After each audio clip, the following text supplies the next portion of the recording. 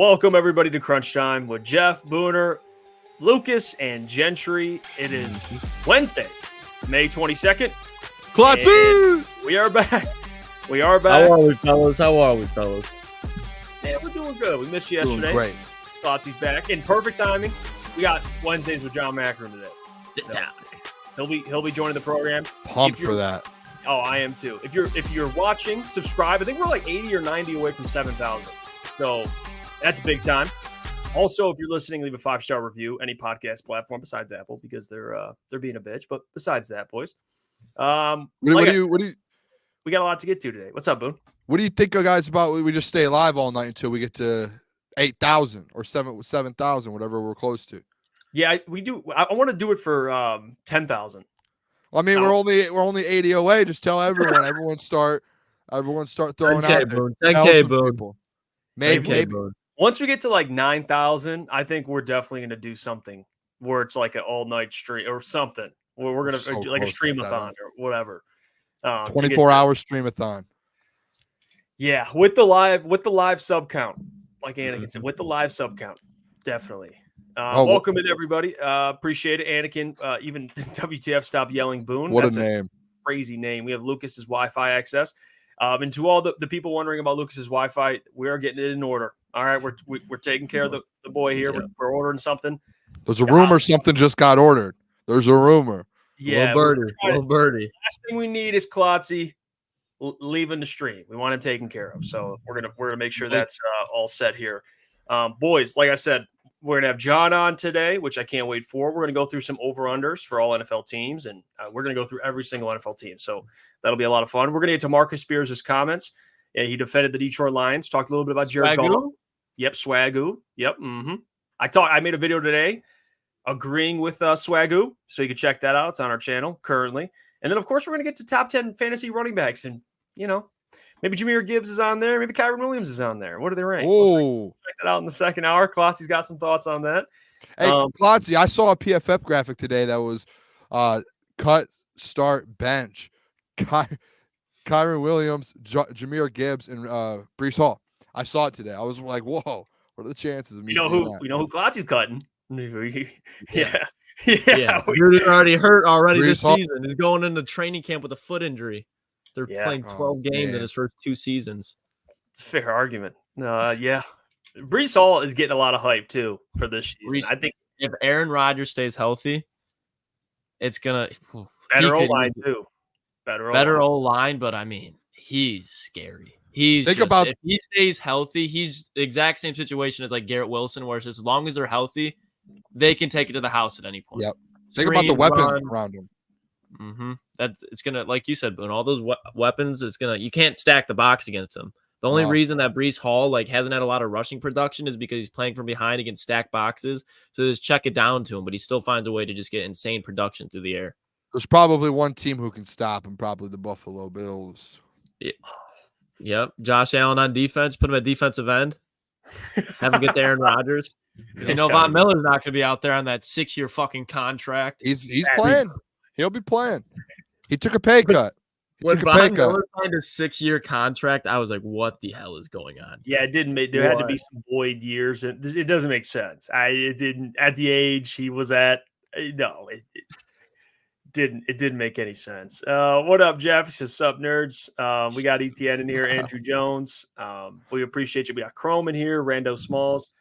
And like I said, we got a lot to get to. I wanted to start off before with just a quick update. The NFL made a rule change, which I'm kind of a fan of this. I'm not going to lie to you. And the NFL is always trying to be progressive and make changes and continue to get better.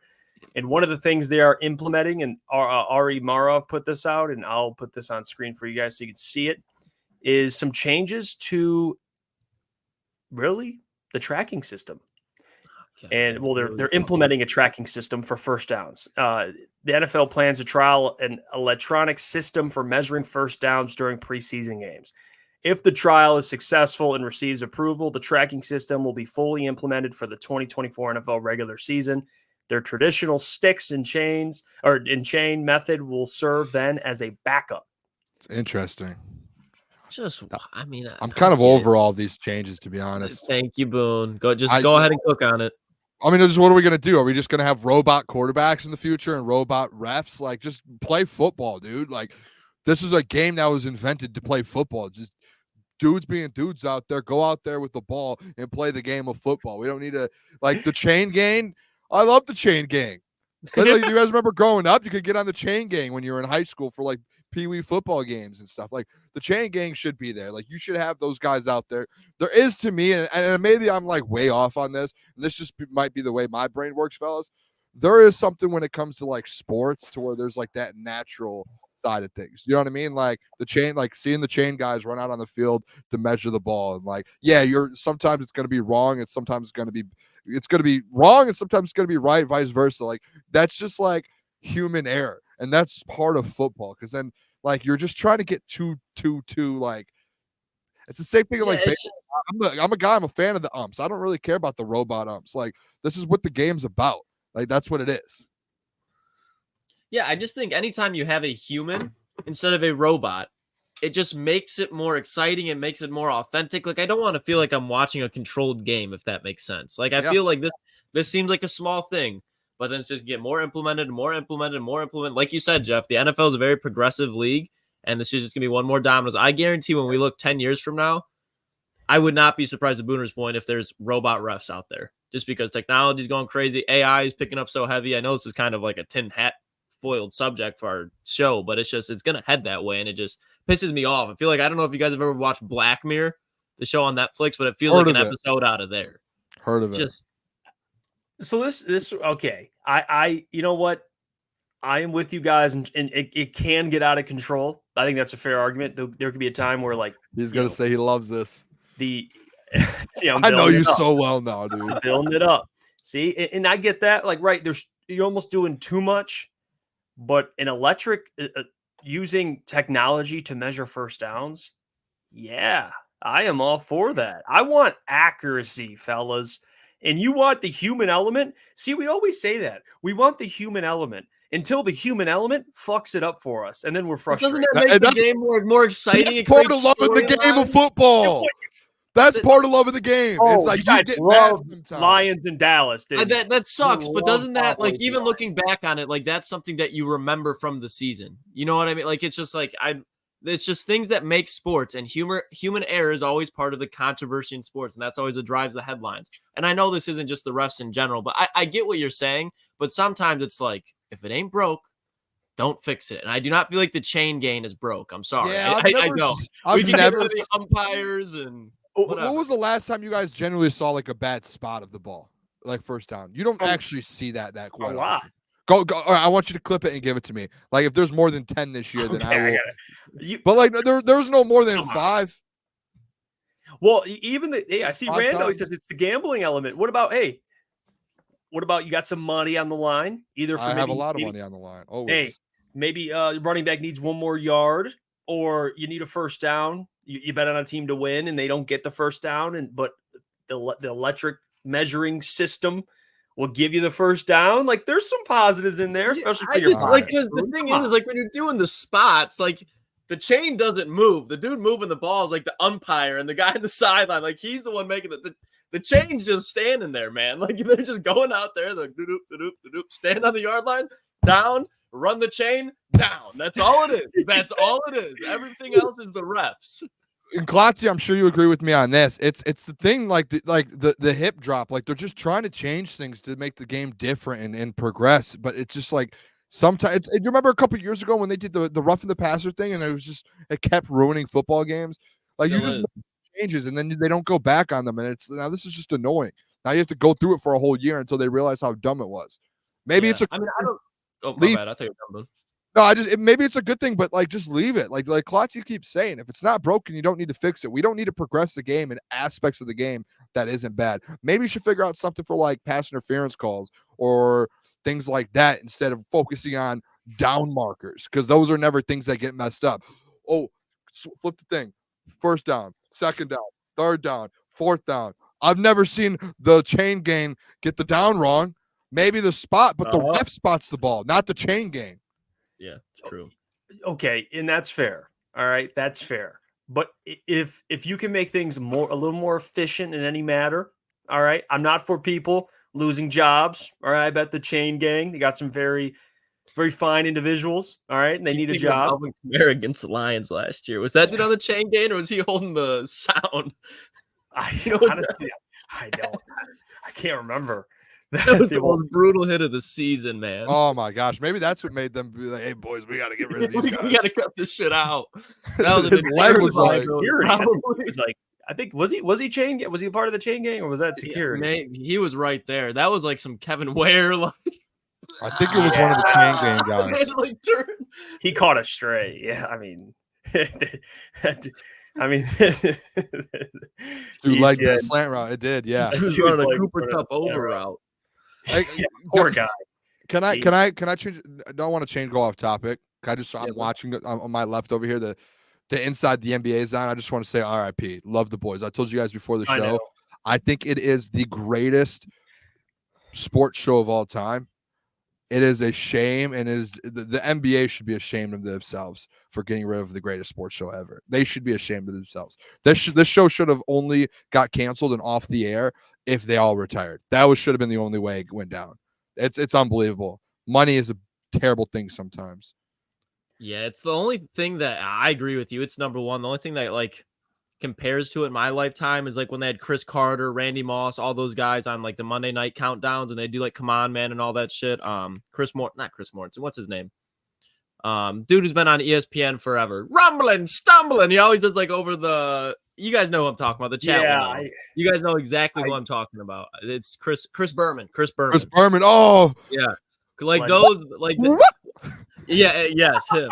I think of NBA Tonight, and then I think of that as like the best pre-post game shows out there. Yeah, I think it's Boomer. I think a lot of people might get Booner and Boomer mixed up. So that's my guy. Whoop, whoop.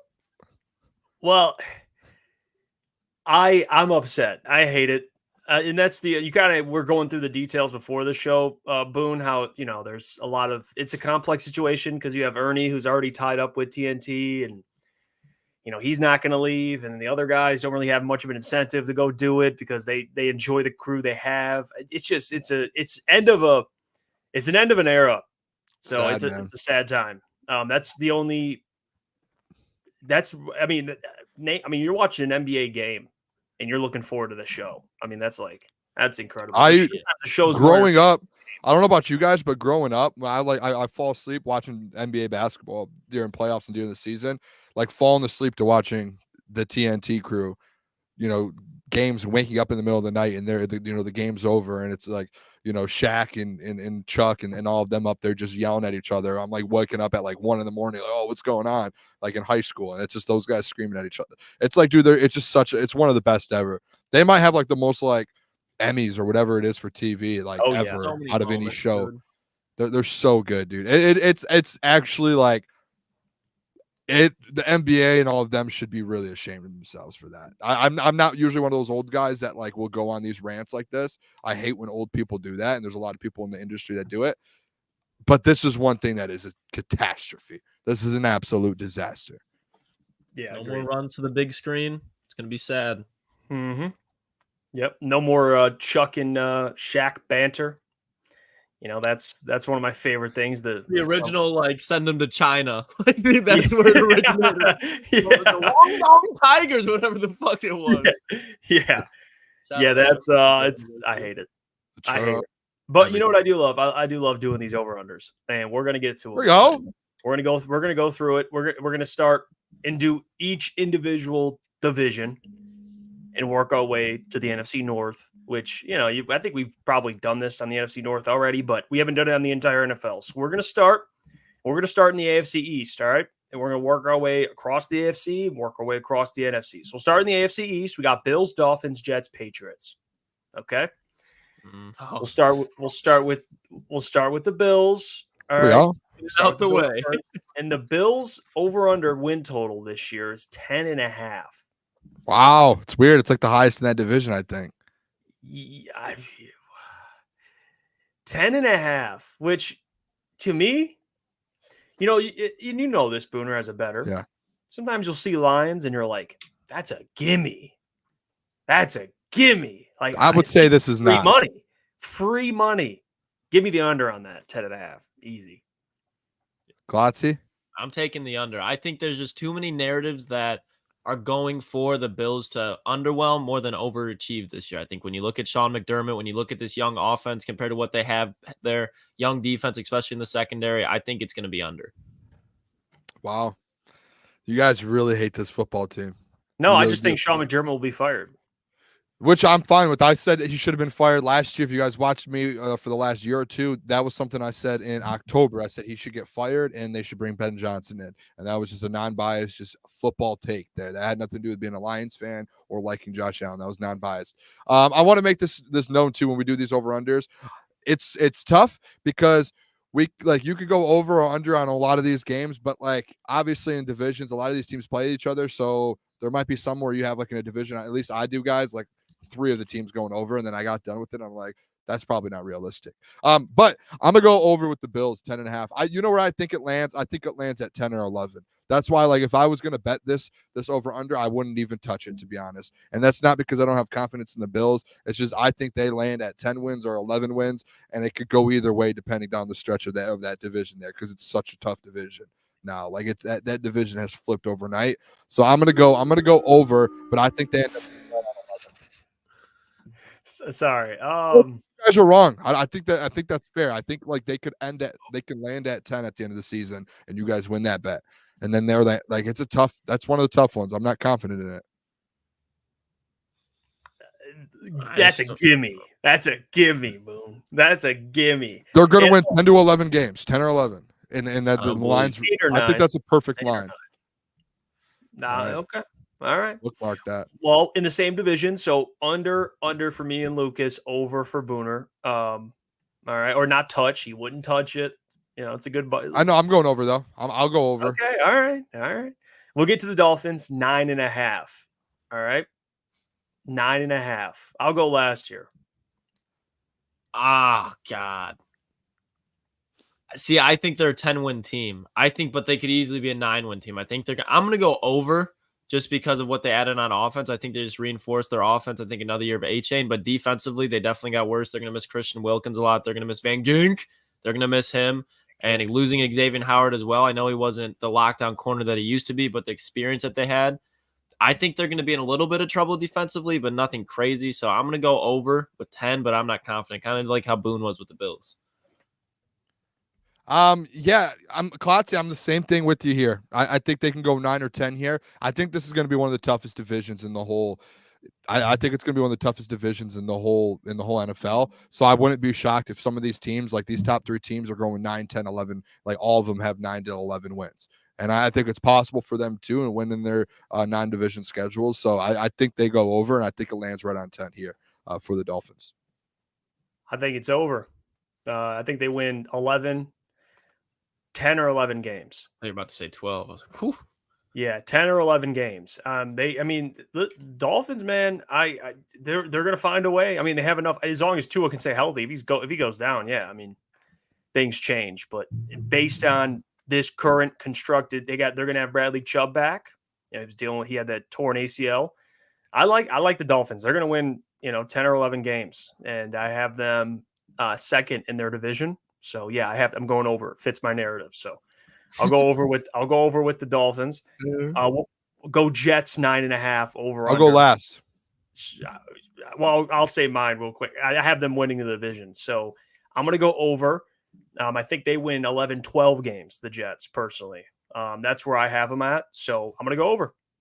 Yeah, I think as long as Aaron Rodgers stays healthy, this is one of those things where it's just easy money. Give me the over. That defense is absolutely loaded. The amount of weapons that Aaron Rodgers has is insane this year compared to even last year. And they revamped that offensive line. I think getting Tyron Smith is huge for them. So I'm going to go with, to your point, Jeff, I think they win the division and they're a 12-win football team. All right, fellas. This is where I'm going to go for you guys then here. The New York Jets. I don't wish injuries upon anyone. I don't do that. But what the New York Jets, we know what they've been, what they've done.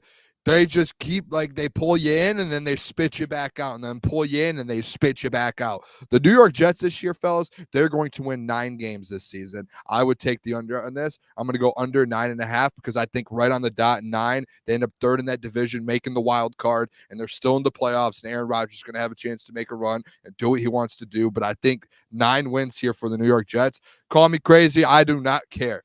I'm taking them at 9 because they're going to have some injuries that pop up. They're going to have some issues. Salah's probably going to run into some issues. This whole New York Jets organization, as much as we keep hyping them up the last 2 or 3 years or last year now with Rodgers, something's going to happen. Something always falls. The dominoes fall for them all the time. And I'm not going to sit here and fall for this sorry team again. I'm not going to do it. And they could clip that and they could play that on their socials or something to motivate their team. Maybe they need a Booner path or something to motivate them. Just real quick rebuttal, Boone, just because I just want to take you through a quick thought exercise.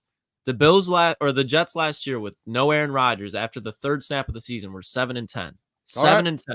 Someone's going to go down in this team. Even if you get 3 to 4 games, let's say Aaron Rodgers misses half the season, knock on wood, just because Aaron is old, I'd like to see one more season out of him, even though he's a Packers legend. I think if Aaron Rodgers plays 4 to 5 games, they get more than 9 wins. That defense is just too good. The defense is great, and it's been great for 3 years now, but I've got one thing for you here. Just like the Lions, the same old Jets. No. Just every time you think that, they end up falling off. Something happens. And this is where I'll push back because I think, if you go back even when they had Brandon Marshall and Eric Decker, they're winning divisions. It's not something that it's they're absolutely just going to go and win a Super Bowl. I don't think that. But to win a division, to win 11, 12 games with this roster, with the Patriots being absolutely god-awful, the Bills in a down year compared to what they have been, I think the Jets are set up for success outside of injury. And I honestly think that the whole locker room's identity right now is completely flipped from last year because everybody game now, I think people are like, yeah, lay off the Jets. Maybe it has, but radar. Maybe it has, but well, you know what the Jets' first 4 games are? They got the 49. They have the 49ers. And then they have the Titans, Patriots, and Broncos. The 3-1, maybe 2-2. And then they have the Vikings, the Bills, the Steelers, and then the Patriots again. That's 6 wins right away. 5-6 wins right there. So they're already halfway at the they're going to start off. They're going to even if you have them losing to the 49ers, I think they go over. And Booner, you can't go the injury. Someone's going to get injured. I could say the same thing about the Bills. This is the NFL, man. All right, then you can do that. If you believe it, do it. But until I see this team do something, then I will make that statement. Hey, even my guy here in the chat that brought up same old Jets. He says, "JK, I got the Jets at 10 wins." Listen. It's the same thing. Listen, even he's not on board. Guys, it's the same thing with every single one of these teams. Like I said, the Bills. I think the Bills win 10 or 11 games right on the dot. Guess what their line is? 10.5. So if you pick the over or the under, I'm not mad at it. The Miami Dolphins, their number 9.5. I think they go 9 or 10 wins. If you would have taken the under, I wouldn't have been mad at it. And I think it's the same thing for the Jets. They're going to win 9 or 10 games, in my opinion. And I think if you went over, I don't I could see them winning 10 plus games. But I think the 9 is fine too. This division is so tough. I think people are going to underestimate how good this division actually is outside of the Patriots. I guess not, because only the best teams win in 11 games. Well, I took the over for 2 of the teams, so they can win more than 11. I honestly think it will be the winner of this. I just think this is going to be an absolute gauntlet of a division, and that's what it comes down to. I don't want to sit here. Let's move on from the Jets, man. We've got 8 divisions to go over. We're talking too much about the Jets here. All right. I didn't mean for that to be a whole Jets thing. AFC North, Ravens, Browns, Steelers, Bengals. God. All right. We'll start with the Ravens. The over-under, 11.5 wins. This is so hard because there's so many teams in this division. I should say 3 of them. Maybe even 4 if the Steelers were in a bad division that could win. All of them could win 11, 12 games. But for the Ravens, I'm going to say under. Real quick. I forgot to the Patriots. Under. Yeah, 4.5. Yeah. We'll move on past the Patriots. Okay, anyway, sorry to interrupt you, Lucas. I'm gonna say under. I think they get 11. I just think the division, even at the bottom of it, the Steelers, I think offensively are going to be more competitive. The Browns, they were playing with PJ Walker, Joe Flacco, and that quarterback Carousel. Who was the other one that was playing for him? Dorian Thompson-Robinson. I think even by default, you watch a little bit of Deshaun Watson last year. He's not what he was in Houston, But if you can get a legitimate, just consistent play out of him with Nick Chubb coming back, I think the Browns are even better. I'm going to go Ravens 11 wins. Yeah, I'm going to go over, Boone. I'll keep it short here. I think they win 12. It's close, but I just think the team, man, they got a hell of a roster. I know they lost Patrick Queen, maybe some regression there, but I think some regression would be like 2 less wins. You know, they're always a good regular season team. Yeah. So, and they got Derrick Henry now, so I like their chances. I'll go over. yeah. I'm gonna go. I'm gonna go with Klotz here. I wrote down under 11.5 here because Bengals, Joe Burrow's back. The Steelers upgraded some positions, and they actually got a competent quarterback. And the Browns' defenses, they're just gonna be the Browns next year. So I'm gonna go under there. I think they win 11 games. Did you guys see how much weight Lamar lost? Like he's playing damn near the lightest he ever. Yeah, has he lost been. like 20 pounds. I don't know if Do you that's like a good that or idea. no? No, I don't. I I don't get he wants to be more elusive, like have more agility, be lighter. But man, as much as he can get hit. I don't know. Maybe it's not the best idea. If I'm Lamar, I probably want to put on muscle. To be honest, a little more muscle because you got the wear and tear of just the NFL season in general. I don't know if losing weight. I get if he was like a wide receiver or something, or something. I guess, but I don't know for a quarterback losing weight like that is the smartest thing. But he is Lamar. He doesn't really get tackled much, so there's that too. Yeah. Okay, Browns over under 8.5. I'm gonna. I'll let you guys go with this one first. I already have it written down, so I'm not gonna. I'm written down over here. I'm locked in. I'll let you guys go. Lucas. I don't. I'm gonna go over, but it's not. I think they win 9. 10. But Yeah. I don't think they're. I don't think they're gonna win 12. I don't. But also in the same breath, the reason why I'm going over is I don't think they'll win 8 or 7 or 8. I think they have a better roster than that with Nick Chubb back. So I'll go over, but not by much. Yeah, I'm going over. This team made the playoffs last year to the quarterback rotation that I just said. I think if Nick Chubb is healthy for even more, the team's not going to get worse from last year. This is a 9-10 win team for sure. Same thing here, fellas. I have over 9.5 here, or over 8.5. I think they get 9 or 10 wins. Compete. I think this whole division is going to be competing for the division down the stretch. So I think they go over, and they're going to stay in that race. You'll probably see the Browns in the wild card. Yeah, that's a fair statement there. All right, we'll get to the Steelers. Same win total. Over under 8.5 wins for the Steelers. Fuck. This is easy. This is easy.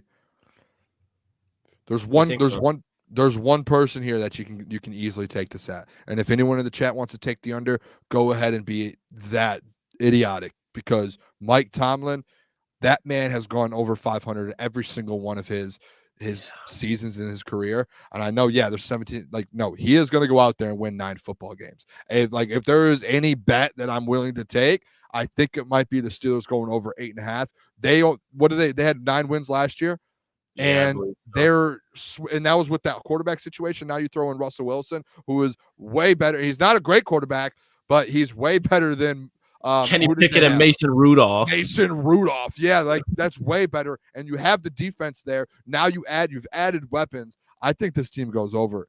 Mike Tomlin always goes over 500. Give me the Steelers over 8.5. I love that one, actually. I'll probably bet that myself. Yeah, I'm with Boone. Mike Tomlin was winning games with a guy named Duck Hodges. I think he'll be just fine with Russell Wilson. And if Russ doesn't work, then they have Justin Fields right behind him. And I think he can make him work, especially just running the ball down the AFC North's throat. So I think it's easy over. I don't know, boys. You're on the stand, Iafrate. Yeah, well, this is where it's tough for me because I have the Ravens over. All right. I have the Browns at 9 wins, and I'm going to have the Bengals. We'll get to it, but I'm pretty high on the Bengals. So I don't know. Someone's got to, eat a little dirt. And I think the Steelers, 8.5, such a tough number. I'm going to go under, but I'll go 8 wins. I think they just hit the under mark. I think they win 8 games. First time ever in Mike Tomlin's career. Yeah. First time ever. There's always a first time for everything. Not for Mike Tomlin. Yeah, this guy's like the Holy Ghost. I mean, but it is fair. Believe in Mike Tomlin. You know how insane that is? We don't have to spend a lot of time, but there's so many people that just brush off Mike Tomlin as far as only one Super Bowl. No, Jesus Christ. Now we'll get to the Bengals. Bengals are at 10.5 for me. Very easy over. T. Higgins contract here. He wants to get paid somewhere. And then, just the Bengals in general. They lost DJ Reader. They lost some pieces, but hey, Trey Hendrickson's still there. And Joe Burrow, if he's healthy, they will win 11, 12 games. So I'm going to go over. Yeah, I think the Bengals win the division this year. And if I'm taking the under on the Ravens and I think they win it, the Bengals win it, I think you end up seeing a 12-win season out of the Bengals this year. I do believe they have a new OC. Who's their new OC? Do you guys know? Yeah, because they lost Brian. I don't know who it is, but they do have a new OC. Brian Callahan went to Dan Tennessee. Pitcher. I think he was the quarterback coach. Okay, that's even better. That means he's trusted Work inside that, that room. yeah. So I like that. So yeah, I know I'm taking the over with the Bengals. I think they end up winning 12 games. Honestly, I think that's a 12-win football team with Joe Burrow back, and they've made some upgrades and they've added some pieces. I know they lost Joe Mixon, but I just think when you have Joe Burrow, I listened to what's his name? Who's the coach for the Titans now? Brian Callahan. Brian Callahan. I listened to his he was on a podcast today and I listened to him, and the way he talked about Joe Burrow was just unbelievable. Like, that man will win football no matter what. He could have the worst offensive line in the NFL, and he was like, he's going to make throws and win games. So give me, if Joe Burrow's healthy and plays, 12 wins. Yeah, I think the Bengals are going to win the division, but I'm honestly would not be surprised if the Bengals kind of transition their identity, given they just lost Tyler Boyd. They're trying to trade T. Higgins, and Joe Burrow has been dealing with injury history. I would not be surprised if this is more of a run-heavy team or even just a more conservative team, just to keep all the things I just brought up in contained. And I think it's a big year for Chase Brown, and if they do that, that's going to help them out on the defensive side of the ball with losing DJ Reader and the likes of the other players that they lost. But I think the Bengals are going to be a little bit more run-heavy team, and they're going to win the division this year. Yeah, and that's the thing. I mean, all day Detroit sports. If Joe Burrow is healthy and plays, that's a big if. But I'm with you though. Yeah, it's like every other year. You get him for every other year, essentially. That's what it's like for the Bengals. Yeah, he's a little banged up. This is an on year for him. He missed a majority of the season, but usually he is a little banged up. But it was like his rookie year and last year. Yeah, getting into last year. Like, remember the first 4 games he played like shit, and then they went and they smacked the 49ers, and it looked like they were back. Yeah, because he had that wrist injury, I think. Something like a wrist to start injury the season, I believe. Too. Yeah. All right, we'll get to the AFC South: Texans, Jags, Colts, Titans. All right, we'll start with the Texans. Over under 9.5. 9? 9.5. I think this is. What are the odds on that? I don't know, but I'm putting a star next to it to put it in a parlay. I'm smack. Yeah, over. I don't even need to waste my breath with it being at 9.5 over. I agree. Over. Yeah, this is an easy over. I think just across the board, there's probably no backlash on that over. That seems like one of the easiest ones in the league. Okay, next team, the Jags, 8.5 over under.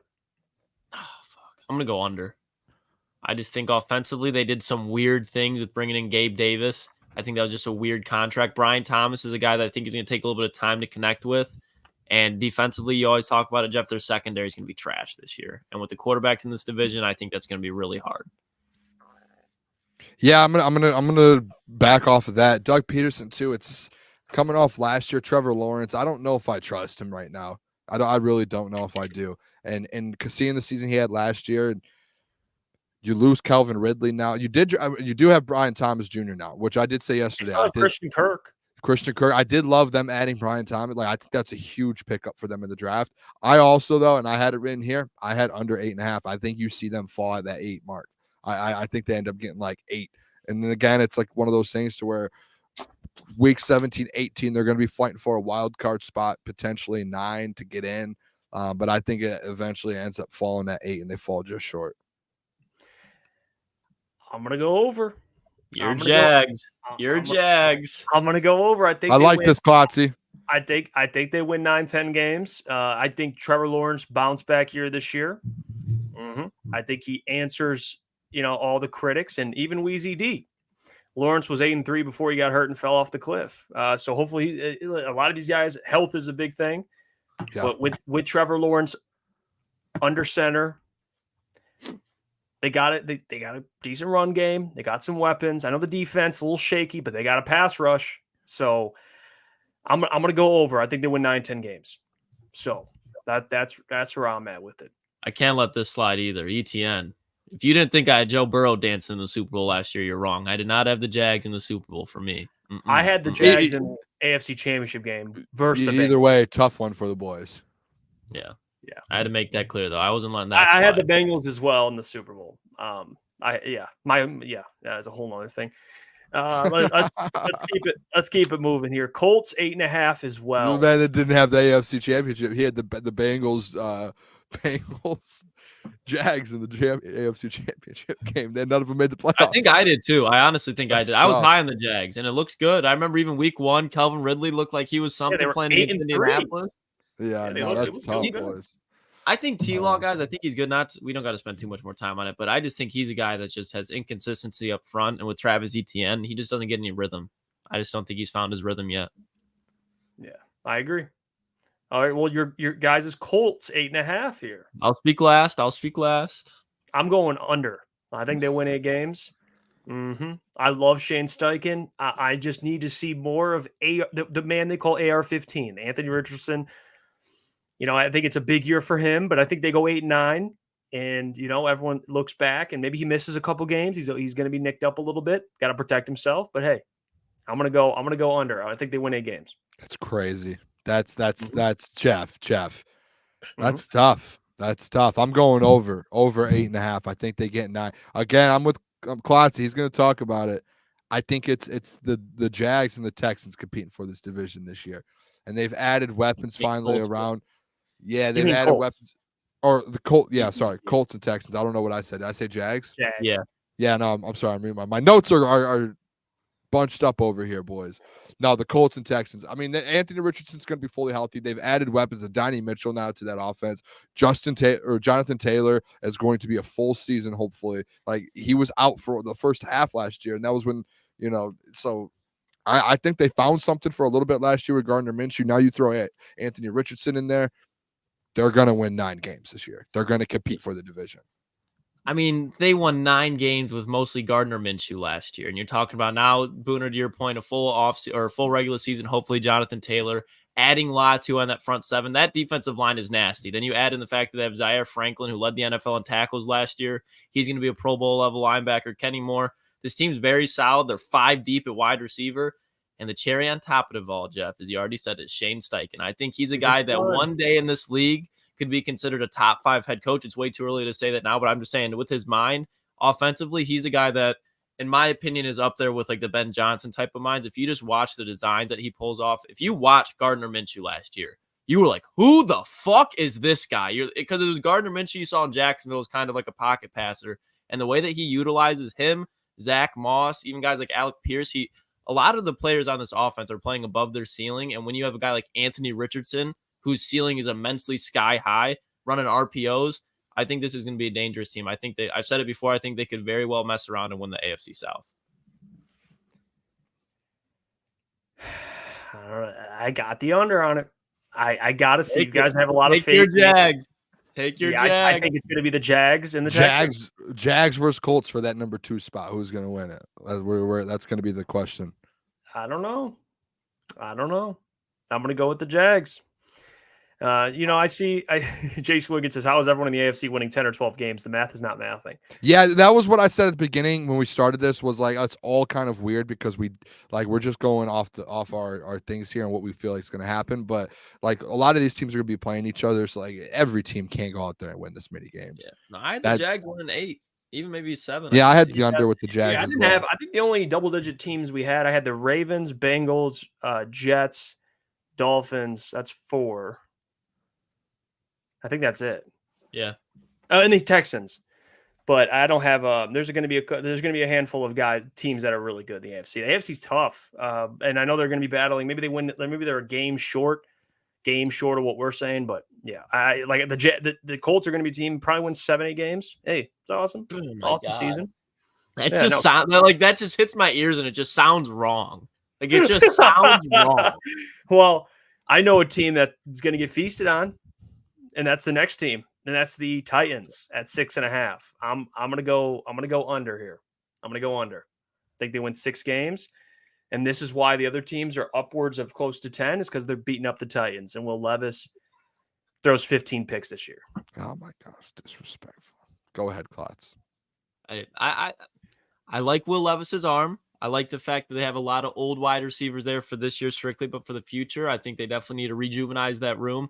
But let's face it, the identity of this team was Derrick Henry, and you're going from that to Tony Pollard, who's going to struggle to run between the tackles. It's going to hurt them. I think they're building up front, but this year I think this is like a 5 to 6 win football team. That's so disrespectful.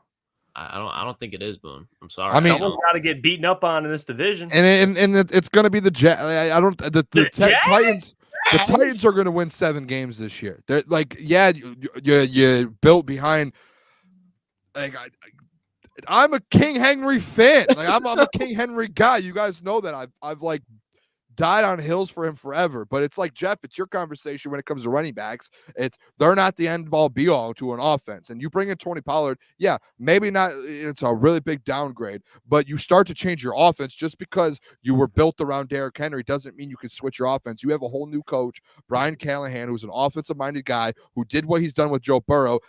Go look at the quarterbacks that he's worked with: Joe Burrow, Peyton Manning. Where was he as well? I'm drawing a blank here, boys. Matthew Stafford here in Detroit. Like, that man has worked with elite quarterbacks. He's going to hopefully take Will Levis to a different level. You have Calvin Ridley, which is, as much as you guys think these guys are old, DeAndre Hopkins, who had over 1,000 yards with, I don't know who was the quarterback, Will Levis and Ryan Tannehill last year, and he still had 1,000+ yards and like 10 touchdowns. Tyler Boyd, who's a very quiet, really, really good wide receiver 3 behind Calvin Ridley and DeAndre Hopkins. Tony Pollard's no scrub either.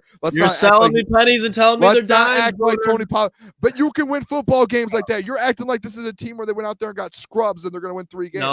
They're going to go out there and win 7, maybe hopefully 8 games, and they're going to sit there and say, all right, we've got something to build on in the future now. They went out there and got defense. They still have Jeffrey Simmons. They added L'Jarius Sneed. Like, T'Vondre Sweat, you guys know that's my guy too. It's like they just, I'm not dying on the T'Vondre Sweat hill. I'm just saying that, like, that's my guy from the draft. I loved him. I'm not just going to say it, but like 5 wins. I think they win 6, 7 games. I think they go ahead, Jeff.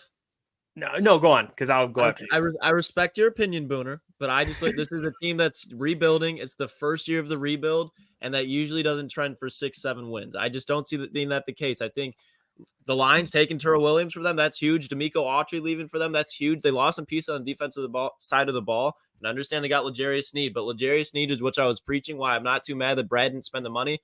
There's a difference when you're going to playing Steve Spagnuolo in that secondary, and now you are pretty much the lone man in that Tennessee Titans defense as far as in the secondary. So I like their physical team that's going to be sticking around in games, but I don't think it's going to turn around over into the win column. I don't think they're just going to be getting boat raced. I don't think that. Like, first of all, it's not the first year of their rebuild. It's the first year of their head coach. They've been drafting dudes for the last 2 or 3 years, even with the new. They got a new GM now too. But they've been drafting dudes the last 2 or 3 years. But they've already drafted guys the last 2 or 3 years. They got J.C. Latham, Peter Skoronski. They built that offensive lineup in the first round the last 2 years. But let's be realistic. Let's be a little objective here. Let's not just. I saying objective. You're saying 6 to 7. All right. Well, bookmark this. Not like Steve in the chat. 4 wins. No, they're going to win 6, 7, 8 games. All right. Give me 6 to 8 games. And by the way, I got to clarify that running back comment. It is one of the most easiest positions probably to replace. But when you know what Tony Pollard is, but like you're not gonna run what you did with Derek. All right, I like Tajay Spears. I like him. This is the same player. He's let's see. Vision Style. Think of the $2 says Booner with one hair hanging on for life. Look at Booner. Thing is going crazy. He doesn't know what just happened. All right, he didn't like our Titan steak. We'll watch. We'll draft a quarterback next year. Mm-hmm. All right. What was that? What did that have to do with anything? What does that have to do with anything? You guys are right. I'm wrong. You guys are on the right side. I'm on the wrong side. That's how it always works right here. That's how it works around here. Tennessee Titans guru, Booner Sports. No, I mean, I just can't. I can't have an opinion. I can't have an opinion. Yes, you can. We just don't agree. That's fine. That's fine. He doesn't. Right, we can disagree, Boone. All right, let's have the doc on. All right, it is Wednesday. We're gonna get to the NFC after the doc. We'll get to the NFC over under win totals here. Let's welcome in the man, the myth, the legend, publisher of All Lions, and host of the Detroit Sports Podcast, Mr. John Maakaron. What up, John? How you doing? Whoa! That's right, man. Bringing all the aura that you guys are looking for. Talking football, anything Detroit sports related. What's happening, fellas? My man Alfalfa's here trying to get it done. Talking football, huh? Hey, he cleaned it up. There you go. It's gone. Look, Doc, I John, don't know if I've ever seen you with a clean shave before. Hey, look good, Doc. Look Good over there. Man, I had to change it up. I got the great clean bill of health at my yearly physical. I feel good. And just having the conversations with the fellas, you know what? Got to clean it up a little bit and be more professional as we enter year 6 of covering the NFL, having more appearances. I can't be looking all scruffy. So I said, you know what? I didn't shave myself. I paid someone and I went to the barber, got the full workup, and it was good, man. Talking shit at the barbershop and got the full shave, man. And here we go. Let's go. Let's go, Doc. We appreciate you. We're excited to talk to you today. I know, the boys got some questions for you, and I'll start it off. I know OTAs are, kind of starting, and we're getting into that point of summer where you're going to start seeing storylines with different players. And I read Tim 20man's 5 things to watch for OTAs, and you guys posted stuff on All Lions, which you guys can check out, link in the description, things to watch for OTAs. Doc, can you run some of, and you can maybe bring up the article a little bit, but some things you're kind of looking for OTAs, maybe a couple things. You don't have to go through all of them, but what are you looking for? Yeah, no doubt. I'm excited to get out there. It's going to be a good time. They've started 2 days of OTAs without the media present. Now we'll go out there. I think clearly what everybody wants to see is the vets take on the rookies. Everybody wants to see Terry and Arnold go up against the Lions receivers and see how he competes, maybe on some 7-on-7 drills and things like that. Have an opportunity to compete against Amon-Ra St. Brown. Those are 2 competitive dudes. We want to see clearly some of the second-year players. How have they emerged and looked? Clearly, we're going to have a chance to see Jahmyr Gibbs, Sam Laporta, Jack Campbell. Something I think a lot of players, I think a lot of media, and I think fans as well, they want to see the revamped, the new look Broderick Martin. I think he slimmed down, bulked up, and I think that when you have an opportunity now to see what that young player can do, when he had the redshirt year, now it's go time for him. So I want to see him. And then clearly all the new free agents, DJ Reader, Marcus Davenport.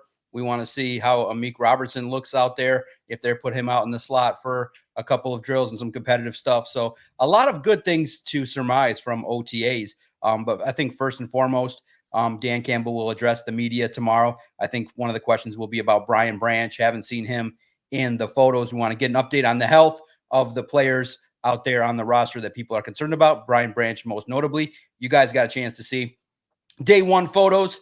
Derek Barnes is out there. So clearly, hopefully that he's healthy after the knee injury. And hopefully this football team coming out of OTAs, just number one thing, stay healthy. And I'm just excited to be out there. Bring it all. It's just a great time of year because it really does represent a new time. And then really, quite frankly, the new $50 million man. I want to see the $50 million quarterback throw that football. And does he have the new aura of new money? So it'll be great to see. Oh, you can never discount the man that with the swagger and all the photos, Jameson Williams. Everybody wants to see this guy go out there and dominate, look like the best wide receiver out there on the field. Yeah, that's great transition there, Doc, because my question to you is we had the conversation yesterday as well, and I think we saw it on your page about the Robert Woods potential, projected where they could trade for him because of the connection with Jared Goff. And we did have that conversation on our show yesterday as well, breaking that down a little bit. And I was more so on the side to where, hey, I wouldn't, again, we talked to you about it a couple of weeks ago. I wouldn't mind bringing just a 4th or 5th guy in there as a vet to just kind of push that room a little bit. What are your expectations for this wide receiver room? I know we've spoke about it with you before, but with that article with the Robert Woods thing, do you see Brad saying, hey, I want to bring more competition in here because we do have younger guys and a guy like DPJ who only has that 1 year? Do you see that competition getting brought in? And even if they don't, what are your kind of expectations for these guys in OTAs? Yeah, it was funny. My other writers that are at All Lions had dueling stories there. Well, I think with Robert Woods, my opinion is the cap number that he's got, 16 million, is a little bit high. So I would wait. The first story that we did was, hey, that day we said, hey, there could be a handful of guys that are cut. I think Robert Woods could be a target that come training camp, by the time final rosters are set, could be a cap casualty. So I would wait. And then the other writer decided to say, hey, let's just look at what would happen if the Lions needed to trade for him. And I was like, okay, it's interesting. Good stuff to submit. I think that anytime there's familiarity with a quarterback, you realize that Robert Woods had the best run of his career with Jared Goff. And so now when you have a good football team, guys that are north of 30, maybe on the decline elsewhere, could come in here and provide you with some stability. But I think with Robert Woods, you see his numbers declining. I think that when you look at it, I think when we posted that story, then everyone was like, wait a minute, I know you're looking at receivers. If you're going to start doing the wheeling dealing, Doc, maybe you need to turn your attention to Treylon Burks and maybe get him from the Titans if he's kind of the odd man out. Burks kind of is a guy that kind of is intriguing as a project that could come in here. And look, I think everybody's always liking to play GM and looking at the wide receiver position as a position that wasn't addressed, but I don't think you needed to. We've talked about it quite a bit. I'm comfortable if Brad Holmes doesn't make a move, because I think that wide receivers room's got plenty of talent, plenty of those competitive guys that want to come in here and try to get their reps and stuff like that, highlighted by Jameson Williams. I think he's going to ball out. I think that he needs to show that he's going to really earn that number 2 spot. And look, you guys realize it's a long season. By the time week 15 through 18 come, if he's locked in and the chemistry is finally built with Jared Goff, who's to say that Jameson Williams can't be the number 1? Regular target, speedy receiver, if he understands the routes where he needs to be. I think that this is a player that, when the coaching staff says, hey, you need to earn your spot to be number 2, he should be like, you know what, I want to earn the number 1 spot. Give me the football. And for a player of his caliber, getting a lot more targets and a lot more contributions is going to just be great for this offense. Everybody wants to see it. And hopefully the chemistry is built. And then you look at the rest of the wide receivers. Jared Goff said it himself. He's like, wait a minute, why is everybody kind of downplaying Khalif Raymond and Donovan Peoples-Jones? They're good players. And they expect that, hey, being in the system a little bit more for DPJ will allow him to kind of fulfill his potential. And Khalif Raymond is a solid veteran. So I think the wide receiver position, I've said it quite a bit, I don't think people have to worry about it. But if you go out there and you add talent, there's nothing wrong with that too. But I think right now at the receiver spot, you can be pretty comfortable looking at the depth chart top to bottom. Doc, thank you for saying that. I was explaining that yesterday, saying I'm fine with our room, but I do not hate if you go out there and if Brad adds talent to push some of these guys on the back end. I think that's a positive thing for this football team, especially with losing a guy, Josh Reynolds. I don't think it hurts. You're the man, Doc. Kind of like the wide receiver position of the defense. You can look as the safety room, and a player that I'm really surprised hasn't gotten more talk this offseason is Ife Melifonwu. And watching him going into OTAs, I feel like he's a player that could start on a lot of NFL teams. But in order for him to start on the Detroit Lions, I feel like he has to pass up Brian Branch. And I don't see that happening. So if there were to be a way, if I'm wrong, what do you think there's the route for Ife to be a starter on this Detroit Lions team? Man, look, I know Ife, clearly was an investment that the Lions made early on in Brad Holmes' tenure. Good player, but the reason why you don't really talk about him a lot is because he just burst onto the scene the second half of 2023. He was kind of off and injured, and they keep moving his position. But I think clearly he's going to compete really hard to be one of the starting safeties. And early on, he might have a leg up on Kirby Joseph because Kirby's not going to be there. So I think clearly that, Brian Branch, you heard that they may have him at the safety spot a little bit more. I'd be hard pressed to see if he's a safety full-time, knowing that Ife and Kirby Joseph are, I think, a great combination if they're both healthy. If Fatu Melifonwu was a physical, I think, prototypical safety that you would want that can get up in the box and blitz and bring pressure, solid tackler. I think that he's kind of the model for the draft and develop system in that, hey, this is a guy that wants to compete for an opportunity. And look, it's a contract year, I believe, for him as well. So he's got to prove himself to get out there and handle business. So for Fatu Melifonwu, I think that, many people are talking, well, does he play a little bit more at linebacker on the outside? I don't see that. I think he's a solid defensive back that I think is going to prove himself. Number one thing for him to be out there is to stay healthy. And I think if he does, if that guy's healthy, I think you got yourself a prototypical safety that can do a lot of things. And he could be one of those guys that, quote unquote, could have a breakout year in 24.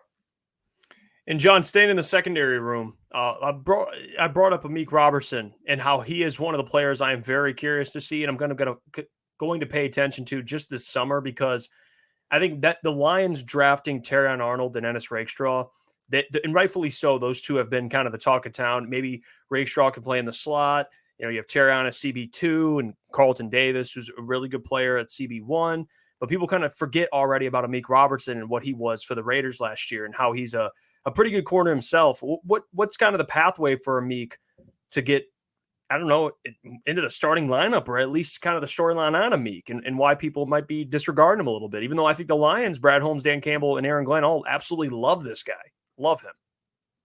Yeah, they love his compete level. They see a guy that, quote unquote, is undersized, still battling out there. And look, I think that, early on, most people believe that he's got a shot to be, one of to earn a lot of reps at nickel corner. But yeah, I know it's going to be a nice competition with Branch for time. But here's the thing. Here's the best part. I know people say starter, but I think that when you look at it, more relevant is play time percentage. And I think clearly he's going to earn some. He's going to be out there in terms of snaps at different opportunities. Here's the blessing of having so many solid defensive backs that you trust. If they're in the mold of what Aaron Glenn likes, then you have different options to mix and match, where it doesn't matter who's out there series one. It just means that, okay, let's count how many reps they do get. And I think that the blessing is that that's another vet that can be there and working with Ennis Rakestraw to kind of teach him the ropes a little bit, be a mentor in the room, understand the versatile guy that at certain spots against certain receivers, you can play him on the outside. And so that's why, if you guys pay attention to what Aaron Glenn says, and he's also, I believe, going to speak on Thursday, they don't say nickel corner. They don't say outside corner. They just say defensive back. And they want to be able to put different guys at different spots against different matchup. And it's really a matchup-based defense. And now this is the opportunity that the Lions do have, that if everybody's healthy, the defensive backs, I think, can execute exactly what Aaron Glenn can want in different packages, in sub packages, dime packages, the opportunities where you want to play press man, or in different situations where you want to be in zone. You want to have good communication. I think a veteran of Amik's caliber is pretty solid. The problem is, though, is that he's undersized, is that if you're going to put, like, and a lot of these, the offenses are putting a bunch of receivers in the slot as well that are prototypically on the outside. So you're not going to have Amik Robertson match up against Justin Jefferson when he's in the slot. So it's a tough situation for him, but he's a battler. He competes, but at the same token, you recognize too that there's going to be some challenges inherently that he faces. And so that's why I can't wait to see, as training camp and mini camps happen, I'm curious to see if Rakestraw does end up getting a little bit more of the reps as the season goes on. Early on, it would be Robertson, in my opinion, but later on, you're hoping that Rakestraw kind of emerges throughout the course of the season. Yeah, real quick too, just to follow up. I mean, people don't even mention Emmanuel Mosley. I know he got 2 bad knees, but I've heard some comments, and I'll check out the comments. A lot of people, Lions fans are kind of high on him too, on what he can be what he was pre-injury, I guess. But you kind of think, John, like, where does he stack up in all this? It is a good thing to have. If you have injuries, you have plenty of corners, but Emmanuel Mosley's kind of a guy too, John, where it's like, what does he look like this summer? Exactly. That's what we got to determine. What does he look like coming back from injury?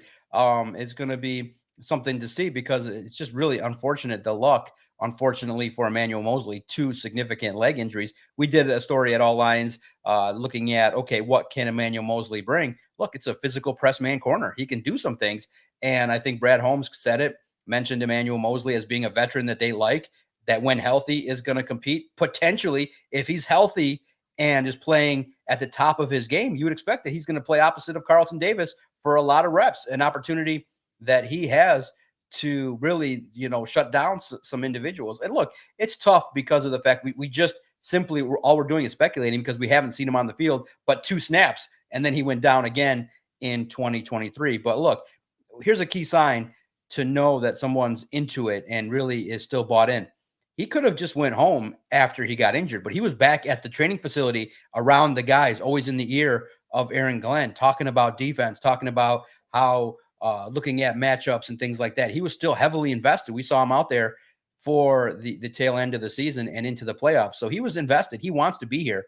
So I think that, and Dan Campbell said it too, that if there's a guy that you can count on to do the work, to rehab and be out there on the field, it's Emmanuel Moseley. So when you have a gritty guy that's competitive, let's just hope he stays healthy so we can see what he brings to the table. It's a low risk contract, but it's one in which I would not have made. I think it's risky when someone has those significant injuries in terms of speed and how fast he's going to recover. But nowadays, you never know. If he comes back strong and healthy, that just is going to bode very well for that defense. And just, again, another option that you can throw out there and to be a look, as many press man corners that you can add to this roster, the better. Let's just hope he stays healthy. Doc, yeah, want to stay on the defense here, the inside, the kind of interior defensive line there. You mentioned earlier Broderick Martin, and obviously everyone knows, I'm sure the whole chat, everyone knows about the whole Broderick Martin, the pictures that have been out of him, and it kind of looks like he's taken a turn, gotten in shape, and it looks a lot better and ready to go for a year too.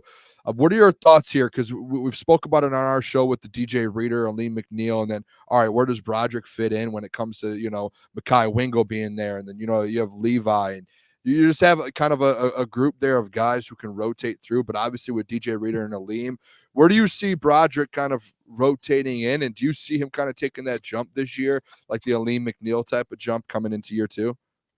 Yeah, look, I see the jump. I see that. Look, if you've been challenged, hey, you need to, bulk up, trim down, and be somebody that we can rely on. That indicates, hey, he's doing the work so they can play more. And you're always just one injury away from being out there and being called upon. So what a great impact DJ Reader is going to have on Broderick Martin. And again, I think that a guy, look, you don't see it too often, too many redshirt years for guys that are drafted that high. But hey, Broderick Martin, I expect to get up there into the 30 to 40% of defensive snaps by the end of the year, getting opportunities to be there on downs where you expect runs. I think he's going to be a run stuffer. I think that, man, when you have early down options to put in a Broderick Martin or to give DJ Reader a spell, if a drive is going on a little bit and you need someone in there and throw him out there, Broderick Martin's going to be given a chance. And I can't wait to see training camp when he gets the full opportunity in pads to go up against the Detroit Lions offensive line. That's only going to make him better as he battles throughout the year. And look, this is the best part of this time of year is you get to see, okay, how hungry are you? You know that you're going to be slotted behind DJ Reader on the depth chart. But hey, if you go out there and shine and you're responsible in your gaps and you handle business, there's no sense that, hey, you can earn more. Look, the Lions, the best part about their organization is they're very fair in that, hey, if you're playing well and they think that you can have an impact, they will move somebody out and put somebody playing less to put somebody in there that's shining. And for Broderick Martin, I think the expectations are higher. And look, clearly along the defensive line, you are asked to do a lot more than just stop the run. So he's going to have to battle and move people off different spots and maintain his responsibilities.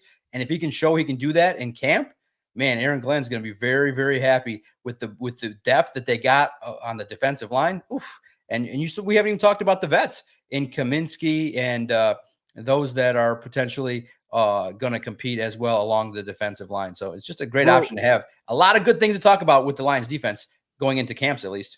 Real quick, the Levi Onwuzurike and Josh Pascal thing, where are you at with that? Yeah. You think that this is like a big year for them to kind of prove themselves? They're kind of at that point now. Yeah, a lot of guys. Look, I think the guy that is going to be on the list to get cut is Levi. Look, I just think that when you're coming back from those kind of injuries, that he's going to need to show a lot more. I think the Lions are very high on Josh Pascal. He's going to need to also take that jump as well in order to stay on this football team. But I think he can bring it. And you saw glimpses of it for Pascal. He just got to do it more consistently. Look, you can have a good game. You can have a good run. But for the Lions, they want consistency throughout a longer stretch. They don't want you to have one good game and then disappear for 2 games. They need constant pressure, constant doing exactly what your job is. And for Josh Pascal, I think that's the next step for him. And then clearly for him staying healthy, I think Levi Onwuzurike, that's tough right now. In a lot of the early 53-man rosters that you're going to read online, I would be surprised if anybody put Levi on the roster at this point. It's just tough. He's got an uphill climb.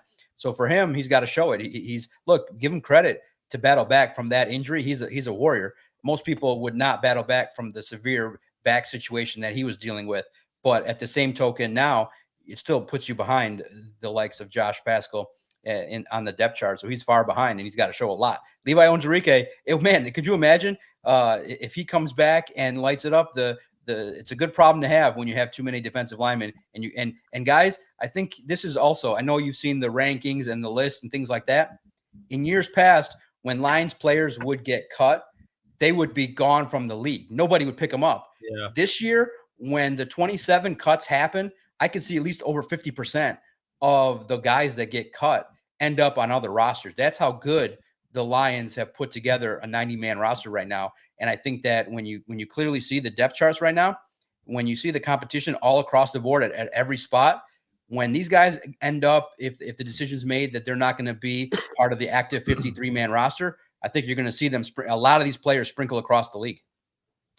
And kind of staying aligned with the defensive line, Doc. You just talked about DJ Reader, and a guy that he's going to no doubt have a huge impact for is Alex Anzalone. I mean, if you looked how Logan Wilson has been playing in Cincinnati, he's been playing out of his mind for what a lot of people thought he was going to be. And I think a lot of that has to do with DJ Reader.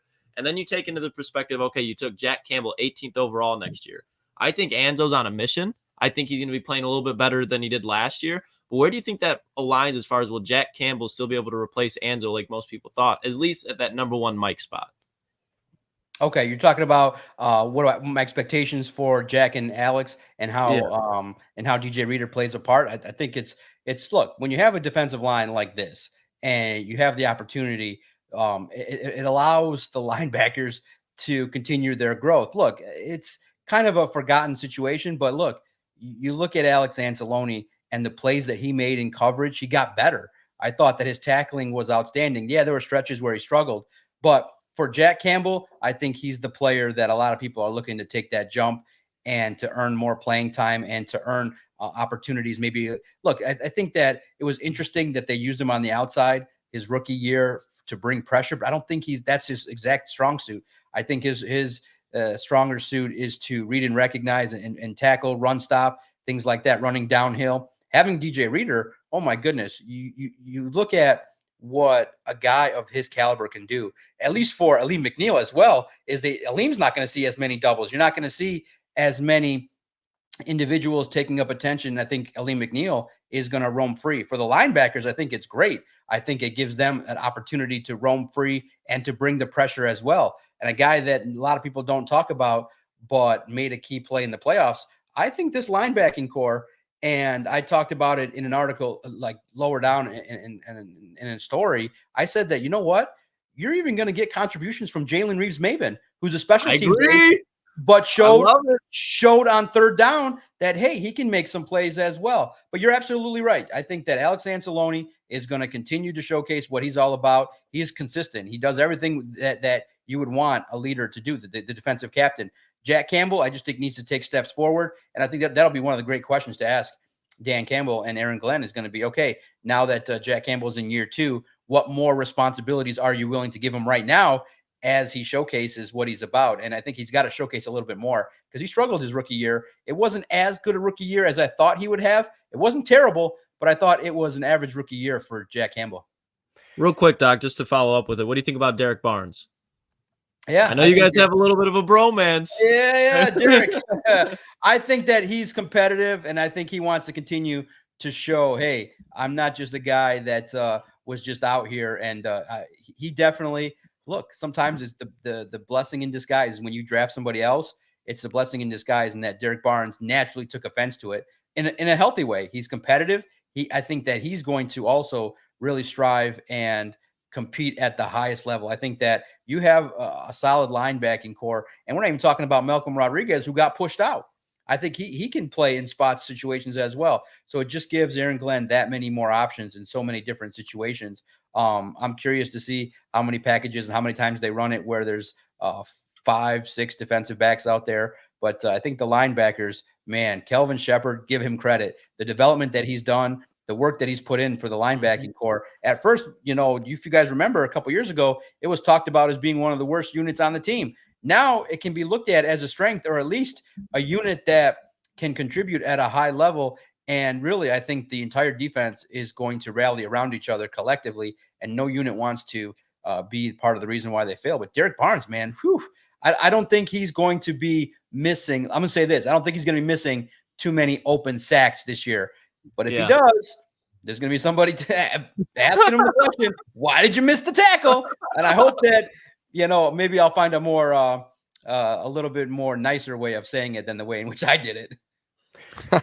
Yeah, and no, Doc, never. Some would say you, Doc. Doc, some would say you're a little negative. I would disagree with that. All right, to be fair, I would disagree with that, John, because you're my friend. But I want to show you. I want to show you this graphic here. It's something that I made a video on a couple days ago, and I had me and Adam really put it together. So shout out to him for helping me. But it's this graphic here, just kind of going through Super Bowl champions and looking at where they ranked in sacks that year, and kind of comparing it to the Detroit Lions, 2023, 2022 Lions. Obviously, they had 41 last year, which ranked 23rd, 22. They had 39 sacks, which ranked 18th. I mean, you look at some of the Super Bowl champs last 5 years. You have the Chiefs last year with 67 sacks, second in the NFL. Chiefs 55 sacks the year prior, second in the NFL. Rams 50 sacks, third in the NFL. And the question I have for you is, when we have these conversations, I think it's very fair to be like, you know what? Offensively, they have enough. Dan Campbell seems like he's the guy that can lead this charge. But to you, how important is it for this defensive line to be able to not only take the next step, but prove people like me and other Lions fans wrong that are a little skeptical on what they have? Because I think defensively, the secondary is much improved. That was a big question mark. We know the run defense is really good. But in terms of getting a consistent pass rush, do you have any concerns just kind of looking at this data and how important it is? Yes, you need a good quarterback. Yes, you need a good coach. But, man, you need a good defense. And not only that, John, you got to be able to get after the quarterback. Yeah, no doubt. Starts with Aiden. First and foremost, need him to bump it up to 15 sacks this year. That gets our number up there a little bit. And like we've said, you need Josh Paschal to contribute. To me, I think the guy that you can maybe even count in for 7 to 10 sacks this year is Lee McNeil. He's going to want that bag. And I think that, a guy that, is going to have opportunities to roam free. He had a sneaky good 2023 season. And I think that he took his, after his rookie season, he took it seriously, similar to Broderick Martin. And Lee McNeil, I think, is a boss, man. I think he's great. I think that he is a sneaky leader of that defensive line. I think he's got swagger, and I think he wants to be the next guy that's paid. If you can get elevated production from him, that can up the sack total. And it's a great question to ask. Where are the sacks going to come from along the defensive line? And you're just going to need you're going to need production from everybody. James Houston, Marcus Davenport. You're going to need production from Wingo. And you're going to have that defensive line. Really, it's so key. And like you said, it's clear that teams that are able to pressure the quarterback and bring the quarterback down. Could you imagine if James Houston was healthy against the 49ers? If he's there, if he's on that field, they win that game. Brock Purdy doesn't get the opportunity in the second half to roam free and just get all comfortable and get into rhythm. I think if James Houston was on that field and he was healthy and in rhythm, I think that the Lions easily win by 4 or 5 touchdowns against the San Francisco 49ers, because you saw that once Purdy got comfortable and into rhythm, then the Lions just simply weren't able to pressure the quarterback at the level that you need. And I think they addressed it with the free agent additions that they have, and they have competition too. Betts is going to be interesting. I don't think he's going to bring 18 sacks to the NFL, but hey, if he's a guy that can compete at a high level, makes the roster and brings you 5 to 7 sacks, hey, that gets your total up there. But look, I just think the defensive line is better all the way across the board. And look, who's to say that, Aiden Hutchinson doesn't end up being a guy that ends up putting up numbers at a historic pace? Who's to say he doesn't get 18 to 21 sacks? Why not? Put it out there. Hey, put the challenge to the best player. You want the contract next? You want to be paid $30 million a year? Bring me 18 to 21 sacks and let's see what you got. Bring me a sack a game and carry this defensive line. And I think that the opportunities are there for him. Now, I think it'll settle in between 12 and 16. But, hey, why not put the pressure? You got the quarterback of the offense in Jared Goff. If you want the guy to be the quarterback of the defense, Aiden Hutchinson can be the guy that can single-handedly take over football games if he's in the shape that we think that he is. And from what we're hearing and seeing, Aiden Hutchinson could bust out this year at the level of the top guys in the entire league. I mean, John, real quick, too. I mean, hey, 10 more sacks the last 2 years will put him top 5. So they're about 10 sacks shy. You can get it from other guys. I mean, hell, some would say Matty Some new Betts. guys. No, to come get on. 10 sacks No. this year. There's your No. 10 sacks. All right, Come sorry on. about that. Go on, Booner. I just have one last question here, Doc, and this is kind of, I know this might be really, really early, like very, very early for a question like this, but just getting into OTAs and training camp, though, just kind of keeping an eye out. Obviously, the last 2 years, everyone thought Ben Johnson was out the door, and then last year, we thought Ben Johnson and Aaron Glenn. What are your thoughts here kind of going forward into this season, guys, to keep an eye on for those two spots? I know like the Tanner Engstrand thing to where he had all of these OC interviews and it seemed like he ended up not getting those, but coming back to where he might be that next man up. I know Scotty Montgomery's in that accelerated head coaching program for on the offensive side as well. And then on the other side, maybe the Kelvin Shepherds. Lucas talks about him a lot. But where are you at? And like, who are some guys to keep an eye on? And if you had to pick a successor as of now going into training camp for fans and listeners to kind of say, hey, keep an eye on these guys, who would that be for you? Yeah, no doubt. You said it. It's real interesting when you look at it. You know, here's the thing. For Ben Johnson, if you've passed down opportunities a couple times, he's still in his late 30s, still very young. Who's to say that he doesn't come back for another season? That would be crazy. If Wow. if you know they get to the Super Bowl and it doesn't happen, I think for sure Ben Johnson is the kind of guy that is a man of his word. He wants a ring in Detroit, and I don't think he leaves until he gets it. So if we talk best case scenario and Lions win the Super Bowl, then you probably are looking at Ben Johnson and Aaron Glenn getting strong opportunities. And you said it. I think Kelvin Shepard would be the clear favorite. I think that the work that he does, he's got that mindset that he's one of those tough individuals. But don't sleep on Terrell Williams, the defensive line coach. I think that this is a violent individual that brings the passion and is an individual that preaches, hey, get after the quarterback and handle your business. I thought the Lions made a mistake in bringing an inexperienced defensive line coach last year after Todd Wash left. Look, no offense to John Scott, but I don't think he was up for the job. I think that it's overwhelming. And now to get a veteran in there, look for Terrell Williams, I think, to handle business. But yeah, Kelvin Shepard. And like you said, Tanner Engstrand, I think, is a guy that's very much being groomed to be the next offensive coordinator. Scotty Montgomery as well, I think, will have opportunities, if not in Detroit, elsewhere, to potentially be a leader. I mean, that guy you guys saw in the video, when he did that speech, oh my God, I wanted to run through the wall. I was like, holy cow, this is an individual that can galvanize a room and can be a leader. And if they ended up naming him the offensive coordinator, I think that would be very unique as well. So I think that, look, in the end though, guys, and I think that here and elsewhere, it should be said, this is Dan Campbell's offense. He's going to have his fingerprints all over whoever's going to run that offense. And he deserves a lot of credit for being an X's and O's wizard. And I know he does the big, I'm the coffee drinking guy and I'm just a big tight end.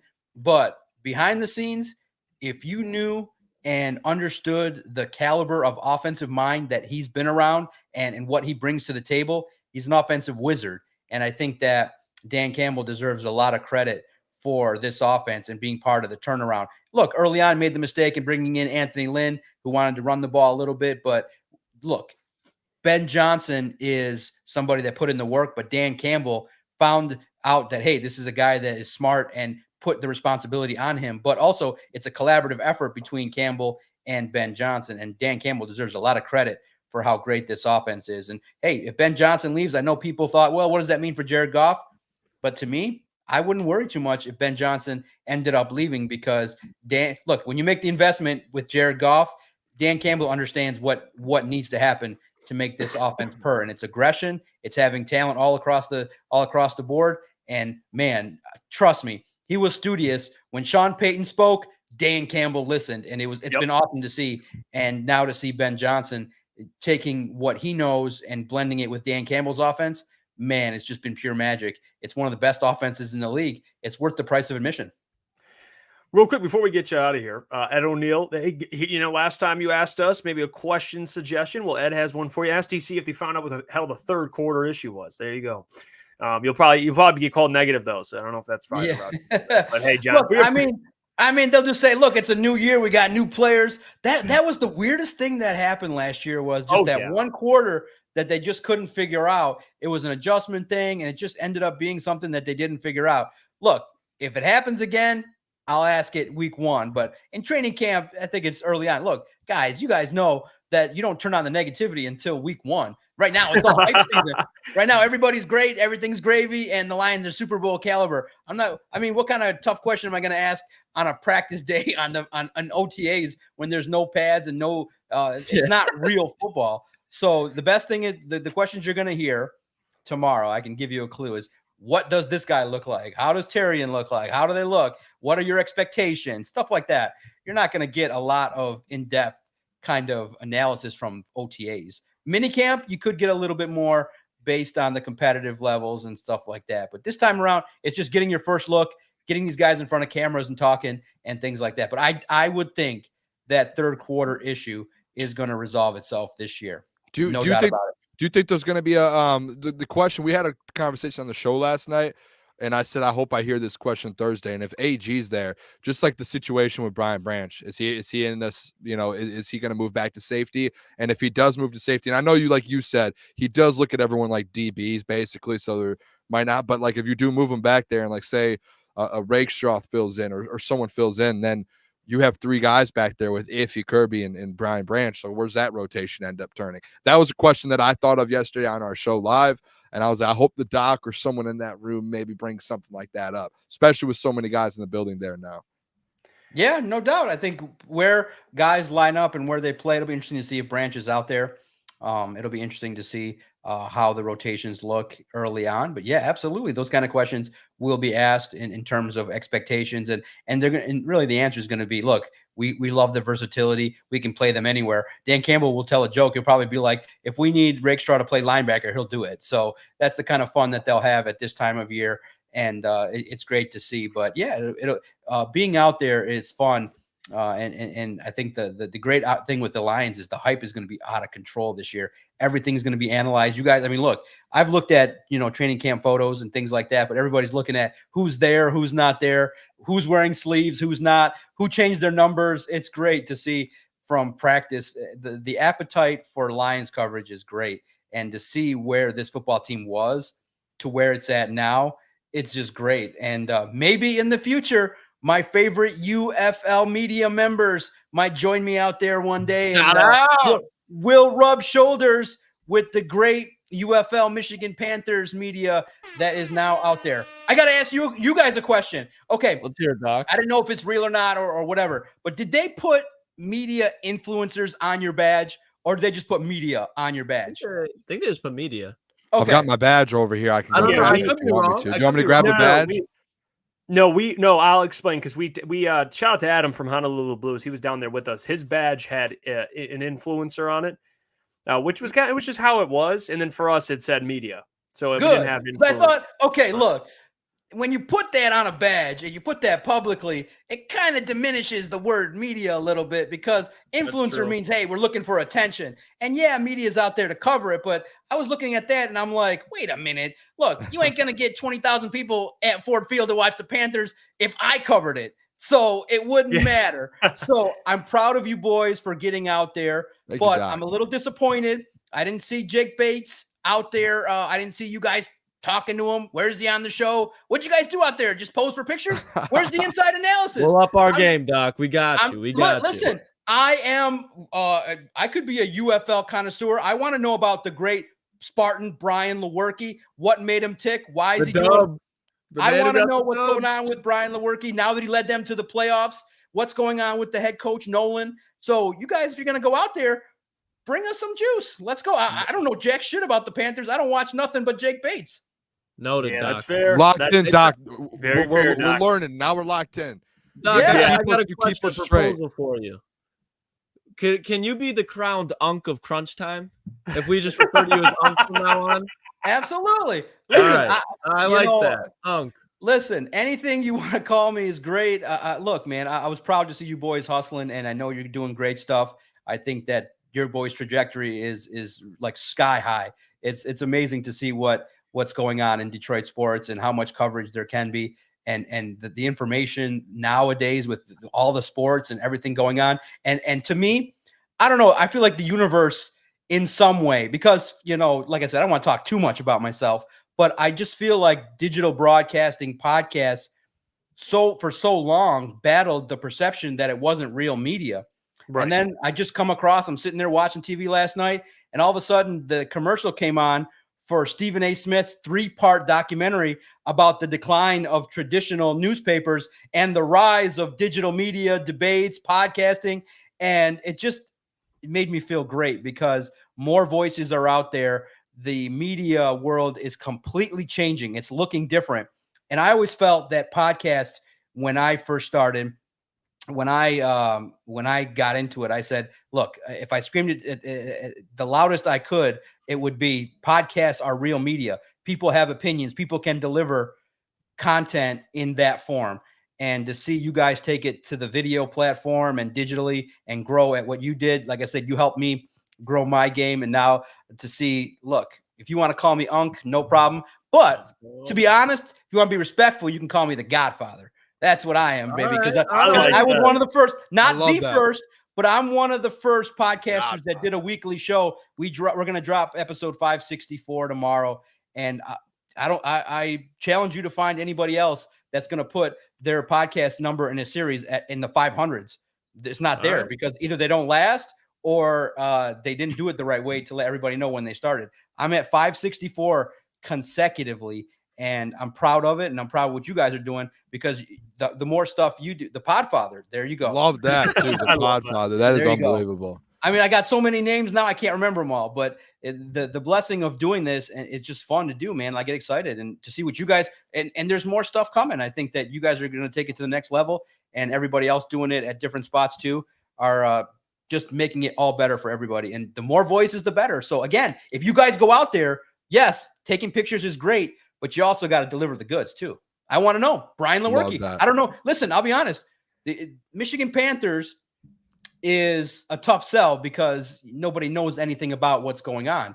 And I think they could do a better job of highlighting, besides Jake Bates, highlighting a little bit more of the talent that they got. And maybe I'll look for it. But if you're going to go out there, bring the coverage. It's great because if you're media, you have a job to do, and that's to bring information to people that aren't there. And I've never stepped foot at Ford Field to see the Michigan Panthers. So I want to know. Yeah. It was a great experience. I mean, we tried to capture as much content, but in terms of like interviewing players, Doc, I'm not gonna lie, we were a little timid. It was our first time doing media. Okay, I'm glad you admitted it. Okay, that's why. Like we saw like Brian Lewerke and Jake Bates walking by, and like I feel like you're at a part in your career, John, where you've done it so much. You'll just be like, "Hey, Jake, quick." Like exactly. I'm kind of like, you're kind of sitting there like, I don't know if next time, yes, you are correct. We're going to fucking interrupt these guys. All right. Yeah. Look, the worst they can say is no. The worst they can tell you is, sorry, I'll get you next time. No worries. The more you do it, the better. Yeah. It's nerve wracking. And hey, the best part is that when you start asking these questions, then you got to actually listen to the answers so that you can keep the conversation going. And so it just gets better the more you do it. So get out there and do it. Keep on it. Because for me, it wasn't football that started my media. I started Neil Rule, man, kind man. That man is a saint. And he let me cover Oakland basketball when I had no experience. I just sent him an email. And after talking to him, he said, yeah, come cover Oakland Golden Grizzlies. But I covered it wall to wall for 2 seasons from the time that Campy would start camps till the end of the Horizon League. I saw some of those heartbreaks in person. And I was like, okay, if I'm going to start covering sports, I'll cover Horizon League. And I covered it wall to wall for 2 years. And hey, if you're going to do it, you have the opportunity to go out there and tell some stories. Yeah. And I think clearly the tie in with Jake Bates and the Lions is right there. So here's the free advice. Message those people that you messaged before and ask for Jake Bates to be on this show. The worst they can do is ignore you. Get him on this show. I want to hear. Let's do it. I want to see Jake on this show because if you don't, then I will. Hey, I'm not going to lie to you. We're getting Jake Bates. We're getting Jake Bates. I'm not going to lie to you. Might have sent an email out. Got ignored, but I'm going to follow up. Let's hit him up. Oh, you guys are at the ignore phase. I love it. Yeah. The ignore phase is the relationship. The ignore phase is the fucking worst. I was like, it bothered me the most. Like, just tell me no. So then it made me a pest because then I just started emailing a lot more. And I was like, all you can do is say, we respectfully decline. The ignore phase is horrible. But I think that just keep emailing. The next, like I keep telling you, keep recording, keep emailing. They'll eventually say yes. There you Hey, go. Doc, But, what years did you cover Oakland? What were the years? Let's see. I got into this 2019 in the NFL. I would say 2017, 2018, when they would play at Joe Louis and they had opportunities there, and then they had their first time at LCA. They were in the Horizon League final, and they were within one possession of getting to the tournament, and the other team, man, made I have it on my phone. They made a last second buzzer beater, and it was heartbreaking. I was sitting right behind the bench, and I was like, man, when you're invested in a team, you want to see them have success. So to see Greg Campy get there this year, it was full circle for me, because I think it was 2017, 2018, or 2019, in that range. I was there for a lot of the games, sitting there and things like that. And it was great to see Coach Campy. That's how I learned how to ask questions and pay attention to responses, because he was great. He gave the best answers. Campy's the best, man. Campy's the best. He's one of the best out there. Well, John, you said we inspire you, John. You inspire the hell out of us. And we love you. We appreciate you coming on every single Wednesday. We look forward to it. It's our favorite day of the week. And you guys can check John out. Link is in the description to all Lions. I mean, those guys are grinding. I believe we just saw Vito actually over the weekend in Ferndale. So, yeah, shout out to Vito as well. I know he's working hard. But keep up the great work, John. We'll talk to you next Wednesday. And I know you guys are going to have great coverage on all Lions. So please go check that out. But until next time, John, we appreciate you. Thank you, man. Appreciate you, John. Appreciate everybody. Look forward to next week. There you go, Mr. John Maakaron, the Doc, the Godfather, whatever you may call him. And, out goes John, in comes Michael Gentry. Gentry on the show. Gentlemen, how the hell What's going are on, we? Gentry? What's going on? I missed the Doc, but I was listening. How you guys doing? Chat, how are we? John was preaching, man. He was He always does, man. it's Unk, man. It's the Podfather, Godfather, Doc, the Mac. I mean, you call him whatever you want. The guy's Return of the Mac. yeah, he can do it all. But We were supposed to ask Doc if he was going to come golfing with us. yeah, I think I think he does dabble. I think he does the golf a little bit. We can get him out. We can get him on the green. Yeah, Gentry, what are you going to just embarrass him, or what are you thinking? Oh no, Doc's on my team. It'll be me and Doc versus you guys. Okay, I'm all-time right. caddy. I call. Yeah, All Lucas is always with me. So Caddy All and right. golf cart driver. That's me. yep. Okay, that's fair. Well, Mike, you missed the first hour we did over-unders for the AFC, and now you joined just in time, because we're going to do over-unders for the NFC to close out the show here. So we'll go Really matters. win Gents. totals. What we got a little bit, a couple scruffles, going through some over-unders, a couple disagreements. All So we're going to go through the NFC now and finish up those picks. And where we're going to start is the NFC East. All right, Cowboys, Eagles, Giants, Commanders. So we're going to start first with the Cowboys. Over-under win totals at 10.5. Oh, actually, sorry. We didn't get to the AFC West. Yeah, we've. It's all right. AFC West. We'll go through the AFC West quickly, Quick. and then we'll get to the NFC East. AFC West, we have Chiefs, Raiders, Broncos, Chargers. Chiefs, 11.5 over-under, boys. Go ahead. Let's just go Booner first. Booner, Gentry, me.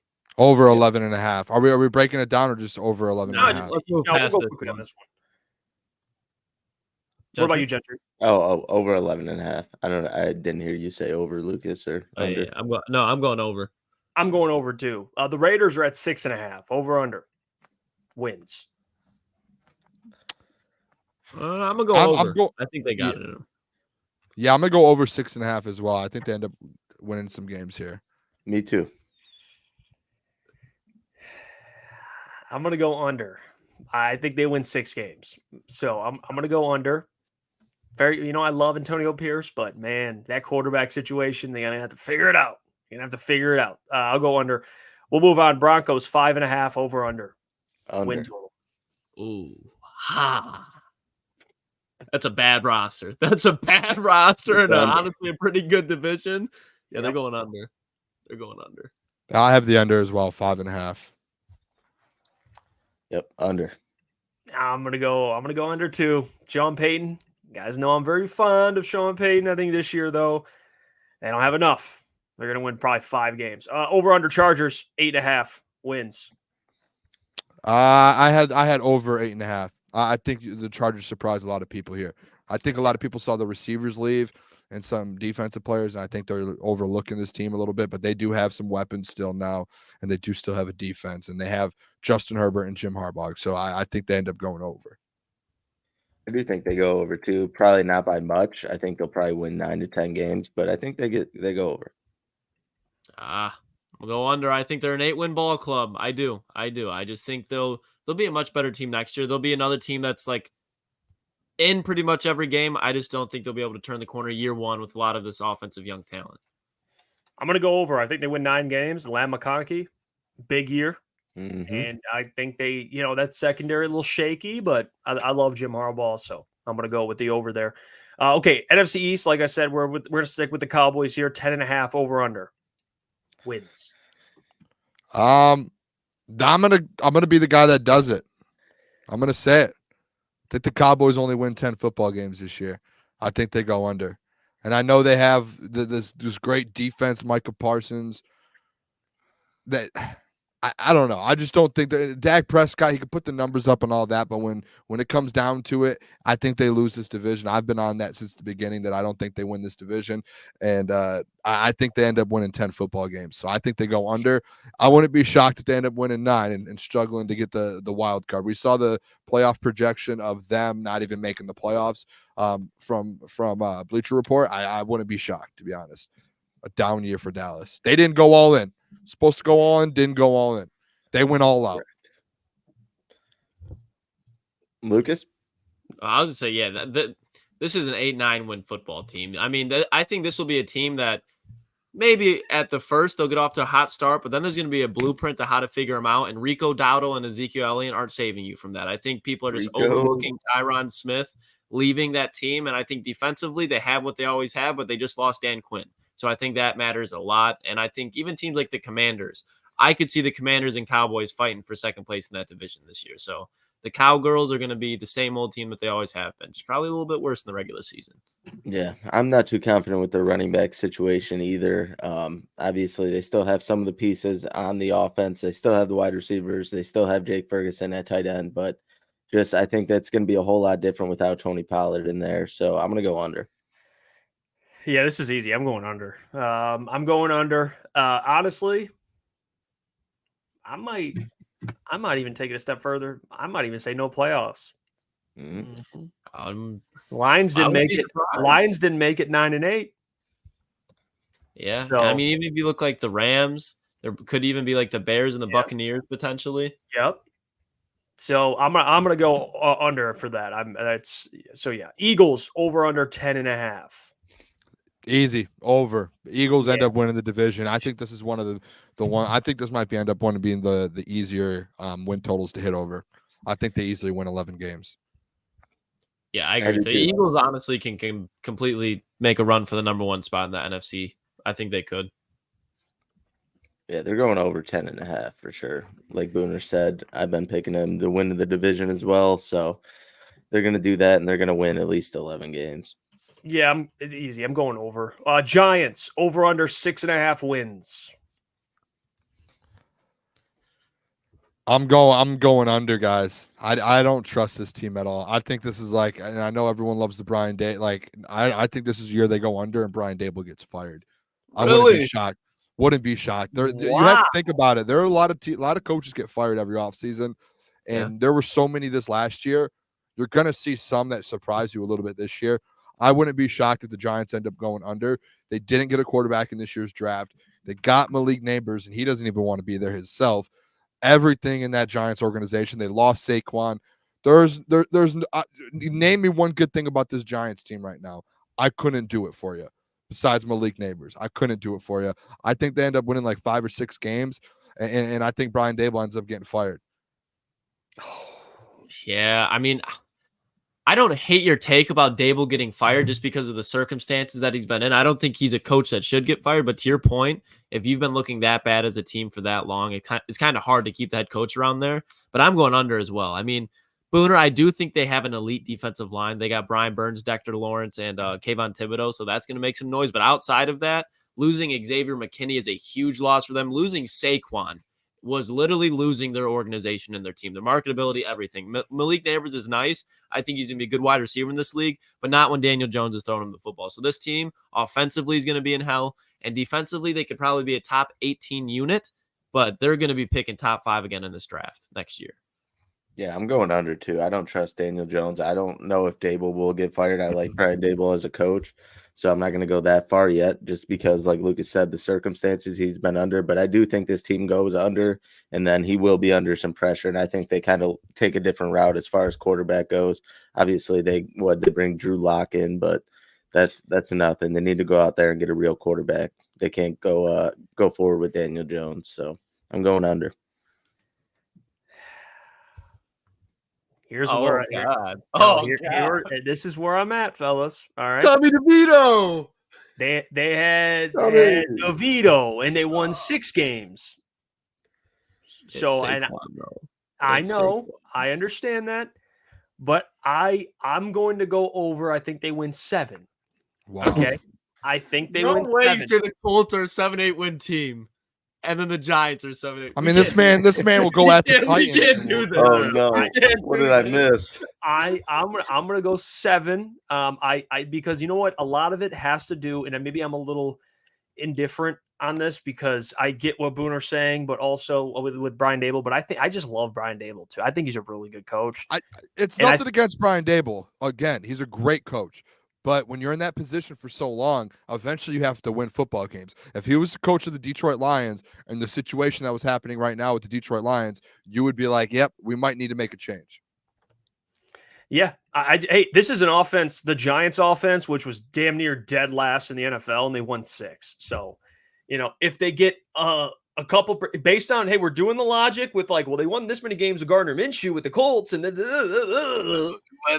what I'm doing now. Okay, You got to do a little addition by subtraction because building in New York. Well, no, I mean that I'm going to be honest. 7 games, and they look at Daniel Jones and they go, this guy blows. It confirms what they already know. So, yeah, I get no Saquon, but hey, I know I'm on an island going 7 games. I don't, if you want to go, yeah, but even when they didn't have Daniel Jones, they had Tommy and Saquon. Now they're just going to have Daniel Jones, no Saquon. So, hey, they went interesting. That 9-7 year. They had Saquon, right? Which one? The 9-7 year when they made the playoffs. I think it was Saquon. Yeah. Oh yeah, Saquon went on it. Yeah. He's the reason. Yeah. Hey. All right. Living God for the sword. All right, Commander, 6.5 over under. Under 6.5. I think they're going. I like Jane Daniels, but it's a tough. Actually, no, I'm switching it. I'm switching it. I'm gonna switch live here. I wrote down under. I'm gonna go over 6.5. I think they can win 7 football games. I think they have the roster. That I think Klotz and I talked about it before. I think they actually started building a decent roster there. And with Dan Quinn on the defensive side, they brought some guys in from Dallas as well, and they brought some dudes in on the defense. I just think, depending on what Jaden Daniels, I know that's a dumb statement, what your quarterback does. I think he can transition to the NFL and make plays to win 7 football games. I think he can do it. And I think that team can go get 2 wins versus the Giants. That's 2 instantly right there. So I think the Commanders go over 6.5. That was a live switch there. Yeah, I'm going to go. They're a solid football team. So they're going to be in that 6 to 7 to 8 win range. I'm going to say over, though. I'm going to say over. I think adding Austin Eckler to go with Brian Robinson's good. They're 2 to 3 deep, however you want to look at it, with the receiving core. And bringing Dan Quinn in, that defense is going to be a little bit more solid. Their secondary still fucking blows, but I think that front 7 is going to be getting after it. But I think they're going to be a solid football team. If they win 7-8 games, I wouldn't be surprised. I think that's on the high end, but I think they're over 6.5. I do think they're over 6.5 as well. I like the weapons that they have. Obviously, when Jaden Daniels walks in day one, I think the offense will progressively get better. They still have some young guys on defense that will probably take some time to settle in still, but I think this team wins at least 7 games for sure. I'm going under. I'm going under. You and your Giants. No. No. Somebody's got to finish last. Well, I think Jaden in his first season in the NFL, there's going to be a transition for him. I do believe that. He's got to protect himself. The dude just takes hits. And you know what? You are right. They added some in free agency, but Austin Eckler, I mean, what are we doing here? And Brian Robinson Jr., not a bad running back either. I get that backfield. Yeah. Just solid backfield. That's solid. Yeah, solid backfield. But I think they go out there, they win 6 games this year with a rookie quarterback, and then they kind of build on that. You guys are a win or two away. It's not really much of a difference, but if we're going 6.5, I'm going to go under because I think they'll win 6. Yeah. That Giants backfield though. Watch out. Well, it's not just that. I think defensively too. I mean, their secondary is not. I'm not in love with it. Sucks. So there's that. I think the Giants defensively are better, and Yes. that's just where I'm at with it. And Dan Quinn, I'm not. He's not. Yeah, he's not a bad coach. He's not. But I think Dable's a better coach. I do. That's just my I take. agree with you there. But we'll move on here. NFC South. We'll start with the Bucks. 7.5 wins. Over under. Buccaneers. I would go over. I think this is a low number. This is probably going to be my win total parlay is the over for the Bucks. I feel like that's low. I feel like they easily win 8 games with the weapons and everything that they have. They essentially have the same team as last year, except they've added some. Who did they lose? Like who are Just some really guys that Carlton Davis, Carlton Davis. Devin White, but they replaced him like halfway through the season. Yeah, like I don't think they've lost many. Yeah, they haven't. And that offense is just, I mean, you still have Rashad White, Mike Evans. You added Bucky Irvin as RB2, Chris Godwin, Trey Palmer, Kate. Like those, that's still, and you still have the offensive line there. You added Graham Burton to the offensive line. I like this team. I think I've told you guys, like I know that a lot of you guys said the Falcons winning the division. I think the Bucs still compete for the division here. And I still think by the end of the season, they're going to be in a position to have a chance at winning this division. So I think over 7.5 is just easy. It's an easy bet. That's going to be my win total parlay. They might hit 8 in the first 12 weeks. Like, I mean, I guess that's them going 8-4, but like, I wouldn't be shocked if like week 13, week 14, you already cashed that bet. Yeah, I mean, I know I spoke on how high I am on the Falcons, but I just do think that the Buccaneers are still, like you said, Booner, the same team that they have been. And I don't think they're going to be winning the division, but there's going to be, to your point, I think it's going to be like 1 or 2 games off the Falcons. I think they're 9-10 win team. Yeah, no, I think this team goes over. I think they're probably going to be, like Lucas said, probably 8 to 9 win team, but I still think they go over. A lot of returning players. I like Baker Mayfield, so I'm taking the over. I'm going to go over. What if I was just like, I'm going to go under? I was like, oh my goodness. To me, this is a free money. John with Jeff Olson, 7.5 is disrespectful. I think they're primed to go out there and get double digit wins. So I'm going to go, even though I don't have them winning the division, I still think they'll be second, and they'll be right on the Falcons. They're right behind them. All right, we'll move on here. We'll get to the Saints. Over under 7.5. Oh, that's tough. Yeah. We got 2 divisions to get to, so we'll probably speed through these. I'm going to go under. I'm going to go 7.5. I think they win 7 games. I'll go quick through here. I'll go under. Yeah, honestly, I think the Saints go over. I think they'll probably win 8 games. I don't think they'll go over by much, but I think they'll still be pretty competitive in the division. These division games are always competitive, really, with these teams. So I'll take the over with 8 wins. Yeah, I'm selling under. As long as Derek Carr is the quarterback of that team, they're going to be hurting. Yeah, I'm going to go under as well. Falcons over under 9.5. I'm going to be honest, boys. I'm going over. Yeah, I have the over too. I think they win double digit games this year. Anybody going under? What was it? 9.5? 9.5. Yeah. No, I'll go over. I think it's going to be like 11, 12 wins, and then the Bucs are going to be at like 10, 11. They're going to be fighting for the division. Panthers 5.5 wins. Under. Over under 5.5 for the Panthers. Under. They win 4 or 5 this year. I have no faith in the Panthers. I think they fall just short. I'm going to go under. I think they win 5 games. Listen, this is a 6-win ball club, fellas. We're going to improve. 6-win ball club. Don't sleep on Xavier Legette now. Don't forget about him. Well, I'm going to go under. I think they win 5 games. All right, we'll move on. NFC West, 49ers, 11.5. Over, under. I'm going to go over. I think they win 12 games. Yeah, 12-13 win team there. They're going to fight for the 1 seed with the Lions, so I'm going to go over. Yeah, the Niners are hitting that over for sure. We all align. Rams, 8.5. This to me is easy. Over. Yeah. Oh. Yeah, I wrote down over. You got Kyron Williams. No, they're over. Yeah. It's just facts. Okay, Seahawks 7.5 over under. I'm gonna go under. I think they win 6. Maybe I'll go 7 games, 7 wins. Oh, you went under with the Seahawks? Yeah. It's 7.5. I'll go on. Oh, what did I do? I wrote over and under ? I don't know what I picked. Edge it. Edge. I'm gonna go under because I just went 2 overs back to back in this division. So I'll go they win 6-7 games. A little down year for them with McDonald there. Yeah, I agree. I'm going under 2. I think they win 7 games. Yep. We all align again. Cardinals 6.5. I'm going to go over. I think they win 7. Under 6 wins. Under 6 is too high for them. They should have been a 5.5 team. They should have been one of the lower teams. Give me the under for them. 6 wins. I think they'll go over, but it's not going to be much. I think they're 6.5. I think they'll probably win 7 games. So yeah, I get 6 or 7. For me. I'll go. Yeah, I'll bet. going under. Be hopeful. All right, Going under. we'll get to the NFC North. This is where it gets a little interesting. All right, we'll start with the Vikings.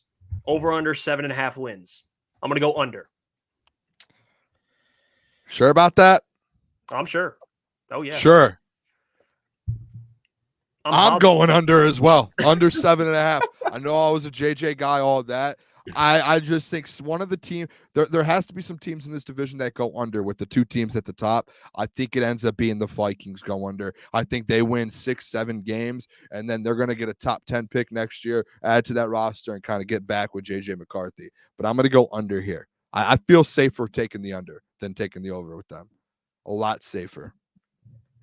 yeah, as much as I want to take the over for all the reasons Booner said, big JJ McCarthy guys, the Vikings are going under. JJ McCarthy. JJ. I think they'll probably be right around 7 wins, but they're not hitting the over this year. Yeah, I can't wait to see that dude get thrown around in his rookie year. They're going under without a doubt. Yeah. I got to pray on JJ's downfall in college, and now I get to do it in the NFL. It's a lovely time. It's a lovely time to be a Lions fan. That's fair. Literally. At least you're consistent. Yep. Yeah. All right. We'll go. Okay. We'll go Packers 9.5 over under. I'm going to go over. I think they win 10 games. Yeah, I'm with Maybe you, 11. Jeff. Maybe 11. I wrote the same. I wrote over 9.5 here. I had the Packers over 9.5. I think it's a double-digit team.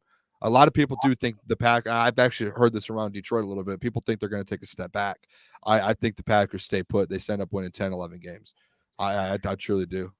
I think so too. I think they're going to win 10 to 11 games. I'm taking the over for the Packers. Yeah, going over. This team's going to be giving the Lions a run for their money to win the NFC North. I think that defense is going to be flying around, especially over the middle of the field. Xavier McKinney, Javon Bullard, and mind blank, and linebacker from Mississippi State that I can't think of right now. Either way, Edrin Cooper. I think the middle of that defense is going to be scary for wide receivers and running backs. It's going to be a tough game when the Lions have to go against the Packers. And on top of that, they have one of the best coaches in the NFL, top 10 coach, Matt LaFleur, who will help keep them up there. Some would say. Yeah.